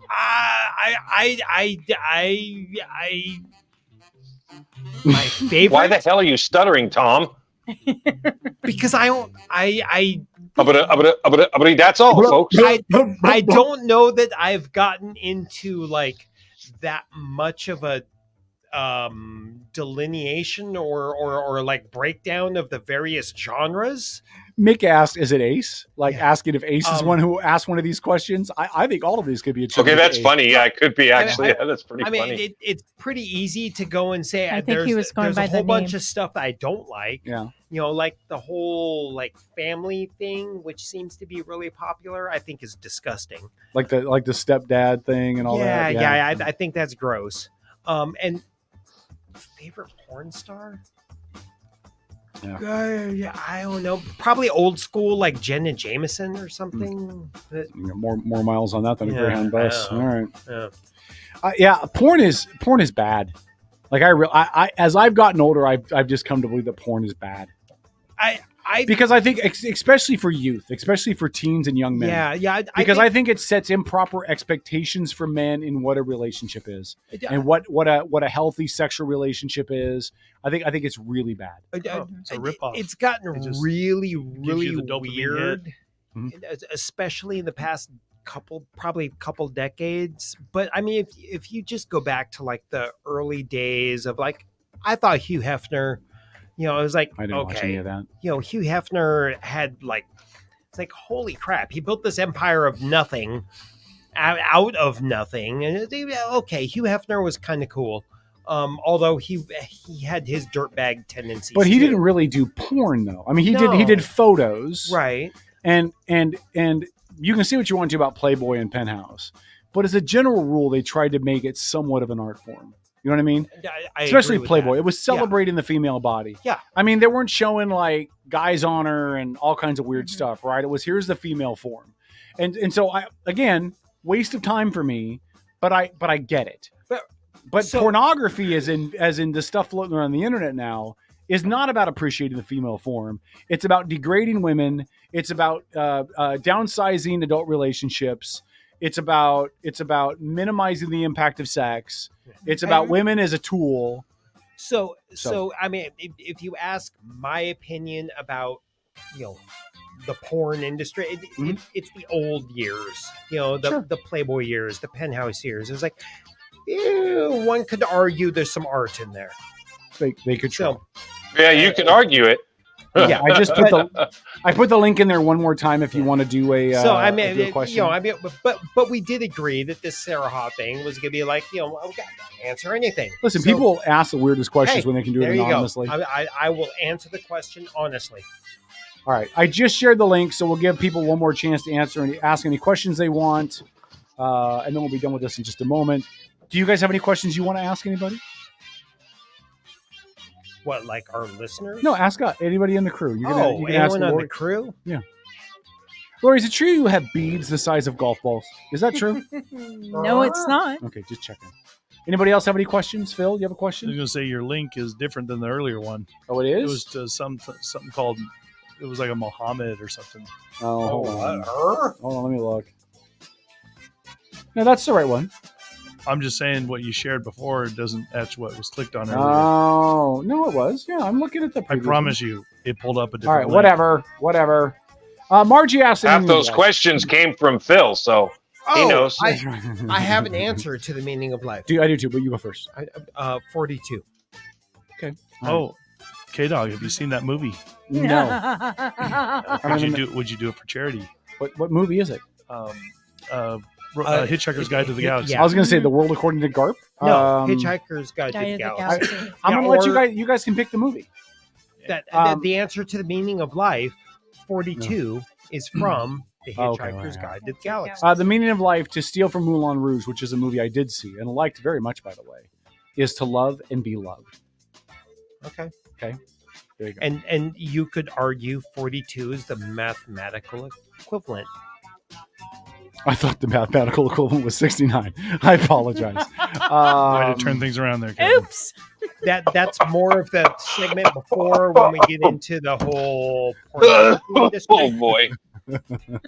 Paul's like 69. I haven't had that since I was single. So the question I tried to put on that didn't show up was, baked bacon. Would you eat it if it was made by your wife? Oh. This presumes a bunch. Oh, yeah, Kevin. I would have to. Kevin. You No, would because Especially if it was the woman you loved. Or would you want to? Yeah, no, the woman I love made it for me, and she went to the effort, and it's still bacon. Baked bacon is still bacon. But it's she just not. put it in the oven. But again, what do I love more? My wife, assuming I was married, or fried bacon? I'd better love my wife more. You should. If I don't love my wife more than I love pan-fried bacon, I should not be married. Like, ask I me what agree my with favorite that. food What, is. what did you do with Kevin? No, listen, I'm still going to rail against baked bacon. But if the option is, do I love... Ladies and gentlemen, Kevin has gone bye-bye and left the room. No. I'm But being realistic. Kevin, if you bake, air quotes, bake bacon on a cast iron griddle... Yeah, that's it. Let's in get the it baked. oven Let's get it at baked. 450 degrees, it's the same as pan frying it. No, it's not. It is! No, it's not. It is! We should Because do a when you blind fry it- taste test. It would be awesome. Okay, feel free to. When you fry it, you're exposing one side to heat. When you bake it, you're exposing both sides If to heat. you Yes. fry it and only expose it to one side to heat, you're doing it wrong because you got to flip the bacon over. No, but I'm saying one side at a time. So, before I was married, Mhm. ask It's me my just more favorite food. efficient. Bacon. Well, whatever's cooking. Now, what's my favorite food? Bacon. Whatever my wife is Whatever's cooking. Yeah. We have Good another answer, Phil. question. Good answer. We have another question really quickly as we're 2 minutes out. What is everyone's favorite genre of music? Oh. Lori? Favorite genre of music? Oh, I don't need to answer. I post the question. Oh, was that your question? Yeah. Oh, yeah. wow. What is your Okay. favorite genre of music? Everything but country, western, and death metal. Paul? I have two, and one is soundtracks. I absolutely love soundtracks. I'm a bit of a connoisseur, and I also like operatic metal. Oh, like, Talking like Judas Nightwish? Priest. He loves Nightwish. Yeah, Nightwish. Yeah, okay, Just absolutely Nightwish. love them. Judas Therian? Priest. Yeah. What's your favorite genre, Paul? Tom? I the 90s grunge scene. Okay. Phil? I'm eclectic, but operatic metal's great. I mean, it's so varied. I mean, lately it's a lot of prog rock. Yeah, see, I enjoy that. What is that? too, What but what Progressive is that? Progressive Progressive Oh, rock. progressive rock. Okay. Yeah. At the Okay. top of that would probably be Rush. Yeah, they are really eclectic, man. That takes a. Yeah, you got to have the right kind of headspace and timing for Rush. I think. No, I don't have any problem with Rush. It's just hate Rush. They are What? so. Oh, I've got Just Rush on Really vinyl. quickly, can I answer the question? Yeah. My favorite genre of music, if I had to pick one overall, I've really gotten into praise and worship music lately. Now, again, I don't listen to it all the time, but I listen to country, I listen to rock, I listen to everything. But I think lately I've really been into praise and worship music. Really good. All right, for those of you on AM, go listen to praise and worship music. Maybe you'll find Jesus. I don't know why he's hiding, but you'll find him. For those of you on Facebook, we're not done with you yet. Outlaw Radio, hey, turn the music down a little bit. Turn it down just a little bit. AM, we'll see you Wednesday. Facebook, stay there. And you're back. You keep bringing the music up so loud that then I can't hear myself. Well, because I'm trying to end you. I know you are. I will end you. You're hinting. All I'm right. not as talented as Dennis. You're doing well, though. You're doing good. Yeah, you're doing great, Phil. You're doing great. All right. I don't know. We wrapped that up really well. It all fit within the segment. We did really good. And it makes me sad that like 90s grunge didn't get enough attention. Oh, I got to look up the one I just discovered thanks to a YouTube channel by Rick Beato. So if you like music, check out Rick Beato's channel. Okay. And my tastes tend to be super, super eclectic as long as there's no banjo. So I don't like bluegrass and I don't like old country. Yeah.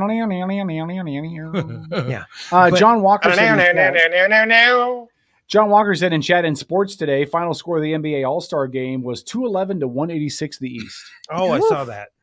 Yeah. Wow. Jesus, nobody played defense. No. Yeah. Margie said in chat, don't mess with my dragon. Is that what you call it? Okay. I don't know what that means. Is that like an Aragorn reference or?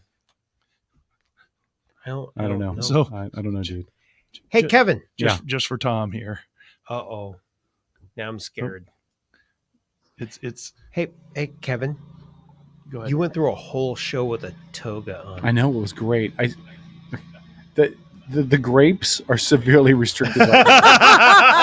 If we can just be, my testicles are crying because I can't move in this at all. Oh, I've heard this bluegrass band, and they've got like it's an awesome piece of music. Pipes. This is the same one that did Gin and Juice. Yeah, I don't know. No, this is Hayseed Dixie. Yeah. Yep. So they did Gin and Juice too. Oh, did they? Oh, it's fabulous, Oh, man. it's not terrible. There's a lot of really clever stuff. Will you look up country Gin and Juice really quick? Just to play part of it. Will you look it up real quick? So I do have to go and throw out how much I absolutely adore having Dennis as a roommate, because so Heather and I have this constant argument about the remote control when we're at home just chilling. Listen to this. Somehow, somewhere. Yep. Bad words. Keep coming up funky as shit nearly Yeah. Give it a second. No, I've heard this. Have you? Yeah. So F-Bomb and I are both like, oh, keep playing. We argue over who has to have the remote. Right? So it's not your stereotypical, like, I'm the man, I need the remote. No, I don't. We're on Facebook, right? Yeah. I don't give a shit what's on the television. Right? Mostly, I just want to listen to good music. And listen, that's turn it not up. Listen, turn it always up. the case. But having Dennis in our house, F-Bomb and I'll get going back and forth about, I don't want to watch this. I don't want to do this. I don't want to do that. Dennis will come in and put something on, and both our minds are blown. It's like, oh my God, Dennis, pick something all the time. Listen, and then Paul, we get great music. I Paul, love it. hold on. Listen to this, Paul. Hold on. Give it just a second. Rolling down the street, smoking window, sipping on gin and juice. Yeah, I'm not mad at this. All right, anyway, that's good stuff. No, I'm not mad at this. That's really good stuff. Yeah. Oh, we have so much fun at our That's good house. stuff. Yeah. Yeah. I if I was high, I'd love to hang out at your house and just watch you guys because I think that would be entertaining. Dude. But I'm not gonna get high. Kevin, huh? Let me make you a cocktail. No. A non-alcoholic cocktail. A non-alcoholic cocktail. Yes, a non-alcoholic cocktail that I guarantee will alter you. Yeah, no, it's so much fun. I'm not getting high, dude. It's not gonna happen. Okay. Not gonna happen. All right. I guess we'll just start wrapping the show up then. Phil, do you have any parting shots, Phil? I'm not sure. Just time to go home. Yep. It's been a long day. It's 11:04. I'm wrapping the show way earlier than normal. Yeah, but you still have to get dressed. It was just going to figure out if you Who can has figure to out get what dressed? band this You is. are you coming in my car like that? Yeah, you were giving me a ride home tonight because I left my Jeep. Can at the I house please because never I hear that phrase again? What? What phrase, Paul? Oh my God, Paul! You said it. Kevin is taking a ride in my car to his house. Hey, it's your story, Lori. It's your story. Now he's taking a ride. Now he's coming in your car. Whatever, dude. Hold on. It's. This is a wonderful song, Phil. Yeah, because it changed the subject from Kevin coming in Lori's car while taking a ride. I'm not a Beatles fan, but this is a really good song. You know what's so funny? If there was a song I wanted to throw myself in front of a train for, it would be this song. God damn. If there was That's a clue to turn it off. If there was a song I was going to go in the greenhouse with a shotgun and pull a Kurt Cobain with, it'd be this song. Damn. After the depressing shit you've been posting all week on your Facebook page, dude, I don't think it's not a good idea to play this music. I'm telling you right now, it's been a rough week for the dog. It has been a rough week. I believe you. And I We think all it's gonna believe get you. worse before it gets better. I really do believe that. No, quit thinking like that, man. No, 'cause I don't- I've been 'cause following I the said bouncing before- ball too. All I right. do very, very little I on social believe media. it's probably over, which means when it's confirmed that it's over, then it's going to be really, really. I'm on Facebook. I'm going to ask you a question, Kevin. And as your friend of If it 24 gets years. really shitty, let's go have a drink, man. Oh, we will. We'll have a lot of drinks. All right. Hold on. Time Have a out. punchy Time out. bag And at I'm my just, house. I'm going to ask you straight up because you, the way that you're talking about this shit. Because we'll get blasted by YouTube. Go ahead. I'm just going to ask you straight up. Straight up. How long were you dating this person? How long were you dating this person? On and off for a little over a year.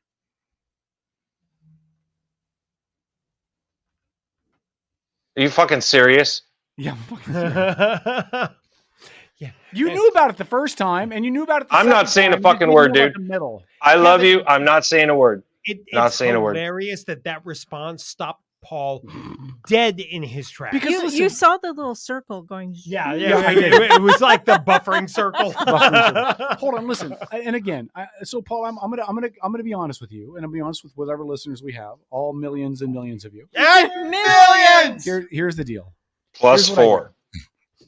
Here's what I do. I get into a relationship, and then I keep it. I mentioned this earlier. I keep it secret. I don't tell a lot of friends about it because I know I'm going to screw it up. And so what I don't want to do is I don't want to introduce everybody to this really cool person I'm dating and then have me screw it up and then have two things happen. One, I have to explain to everybody that it failed and that it was my fault. And then everybody gets to say, Kevin, you're an idiot because you were dating this really cool girl and you screwed it up. So then I just keep it on the DL. I don't really get into it. I keep it kind of quiet so I don't have to face any repercussions or, let's face it, accountability when I F it up. So, okay, Kevin, hold on. Okay. The first time I dated her, that's exactly what I did. And she knows this. I've told her this. I've been honest about it.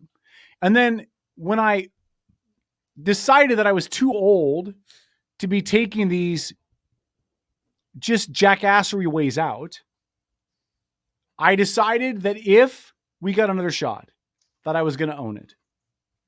Good for you. And so I owned it. And we talked for a while, and then she got worried I was in a flake again because she had PTSD essentially from what I did to her the first time, which is really valid, right? You're putting your heart on the line. She has kids that if they get attached and then I pull a jackass move again, then they get hurt. Like, it's all really valid. Like, all of her concerns are extremely valid. So she's taking a break because she needs to get right in her head exactly what she wants and whether or not she can trust me. And because we, in our relationship, have moved very fast. So just in depth of feeling, right? Kevin, hold on. And okay. yeah, and then okay. So Okay. that's the rub, right? So Paul, I apologize to you and to Tom and to For Lori. what? You don't know us an apology. No, hold on. You really specifically, don't. Paul, you specifically I owe an apology to because as one of my best friends, I should have had enough faith in you to tell you as things were progressing and moving and doing what they were doing instead of hiding it for so long of the relationship. That was a shitty Well, yeah, that's thing. 100% true. That was Yeah, a that's shitty true. thing for me to do to you and to Yeah, it's Tom true. and my other friends. So I owe you an apology for that. So, my friend, the best thing you can do Yes. to make you available to a good woman, Mhm. and it sounds like you have a good woman. Is get a lobotomy. No, it's Well, fix yourself. No, an addictomy. What? Is fix yourself. Well, and the best way to fix yourself is to find how to be happy all on your own. Well, right. And there are things that I know make you happy, Mhm. right? Like you love going out with some friends and stuff and like singing karaoke or whatever, right? Yeah. I have a good friend group. Yeah. So Rick was in my tasting room today. He just mentioned it Yeah. too. And About his karaoke? son, Mhm. yeah. And his son is a huge karaoke How old's his guy.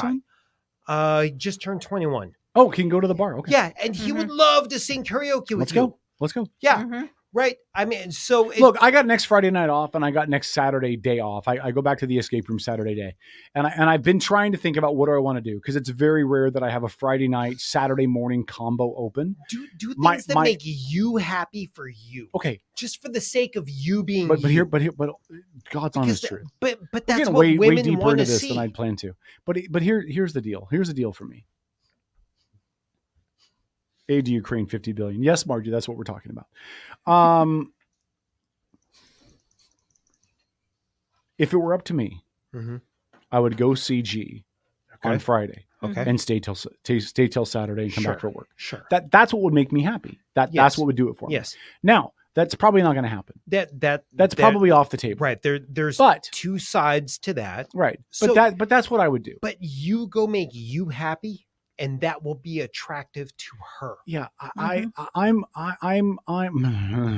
It will. I Yeah, mean, you but can here- agree with it or not. Yeah, no. But you I- being you and being happy will be attractive to her. Well, she's not going to see it. Yes, she will. She's not going to see it. No, she will. Okay, maybe she will. She's not going to see it. She will. Here's the problem for me. The problem for me is that I stuck myself out so much on a limb with this. I committed myself so much into this. Good. That's not a problem. that I'm having a hard time with the lack of clarity. Does that make sense? That's what's making it difficult. for me. It does, but honestly, I mean, the best thing you can do is double down on you being happy. Well, and take care of you. Maybe we should, and that will be the most. Let's get a relationship attractive counselor thing. in here for the next show. Can you find a relationship counselor? I am a here? relationship. Oh, counselor. you're a bartender. I know That's some so- people. Do you know some- Slippery oh, yeah. Pig, Impulsbo at That 8 p.m. that will be the most attractive thing to her that you Impulsbo. can do for you. Yeah, Rick, can we pick a different place that isn't as packed as Slippery Pig? Go ahead, Paul. I'm just going to say this. Yeah. I don't know this gal. I'm sure she's perfectly kind. I got one question I'm going to ask and then give one piece of advice. The question is, has this person ever reached out to me in the past because they wanted information about you? No. Lightweight. Okay, then it's not the person I thought it was. So No, so it's let's not. I was I'm going never to take dating that off. person. I was never dating that person, Paul. Okay, that's fine, Sorry. but listen, that's fine. That's fine. And you're right, because that would have been too long ago anyway, but I was just asked. So that was the first thing. Next thing is you got to stop posting about it. You got to stop posting about it. And I'll tell you why. It gives another person way too much fucking control and power over you to believe that they affect you that much. Even if they do, you got to stop posting about it. That's just a piece of advice from one dude to another. That's all. Which is the You may yin not be to wrong. my yang. Because women do not. There's no yang. way she don't. There's no way she don't spy on you. Even at this point, with what you got going on, she's spying on you. 100% Which guaranteed. is why I'm telling you, go out and be you and have a good time. And so I mean, really, Paul is reinforcing what I have said. So If she's interested, she's checking you interested, out she's and watching. seeing what you're doing. And you should take care of you. Yep. To be the best you can be, and that. And is you look attractive to massively her. not. You. One of the things that's probably the most attractive thing to women is self-confidence, and you're displaying less than, like There's zero self-confidence, and you're like in the negative category, brother. Yeah, that's what those posts are showing. Yeah, I'm not good at alpha. I'm really not. And one thing I've always, that's okay though, bro. That's okay. You don't have to be an alpha. Be honest online, because there's so much bullshit online that's not true. People project things that aren't really out there. Absolutely, great point. We don't have a vision of what people are really going through in their lives. I've had so many nice people reach out to me privately and say, "Hey, I think it's brave you're sharing what you're going through. I think it's really cool that you're going to be brave like that and share it, because other people out there are dealing with some of the same feelings and they're not sharing it." So I'm totally okay with going out there. And listen, if me being vulnerable and weak and sad because I love somebody and they won't communicate with me and they won't work through this and they have to figure it out on their own and it's killing me. If me being vulnerable about that is somehow a turnoff, then don't let the door hit you where the good Lord split you. Because I don't want to be somebody who is mitigating themselves because for fear of how others will look at me. Mm-hmm. I'd rather just be me. And if that's not enough, then you know where the door is. Totally agreed. And that's that. Don't lose sight of that. Phil? Yeah, do not lose sight of that. So I came up with a parting shot. Okay, what's your parting shot? Hopefully it's a little funny. So if you decide things don't work out in this whole high school drama, you can always circle back to Sadie Hawkins dance in my khaki pants. There's nothing better. Girls ask the guys. It's always a surprise. Stop it. There's nothing better, baby. That was Phil's parting shot. Lori, do you have any parting shots, Lori? Phil, we have to talk. About what? It's a High School Musical here. All right. No. We got to teach you how to read a room, Phil. How to read a room. I have no bullet holes in me. So far, so good. Lori, parting shots. If you're looking at voting, you're looking at the current cultural situation here in Washington or in your community. Get involved. Find your educational pieces, check them out from all different viewpoints, but also just get involved. Fair enough. Because you can't sit there and judge from a glass house. Yeah. Dennis, do you want to make a parting shot? You haven't talked on air at all tonight. You have a parting shot you want to say? There's no pants and no voice from God. Party shots, of course, cooperate for kids and take a second out of your day. Be nice to someone tomorrow. Good plan. Yes. I like that. I like that. I like that. I like that a lot. Okay, fair enough. That's what I got. All right. Tom, parting shots. Yeah. No, this one. Tom, parting shots. Yeah. Yeah. No. And with the pants, the brains have left. this one came to me like 20 seconds ago. Don't take yourself so damn seriously. No one else does. Mm-hmm. Hey, screw you, Tom.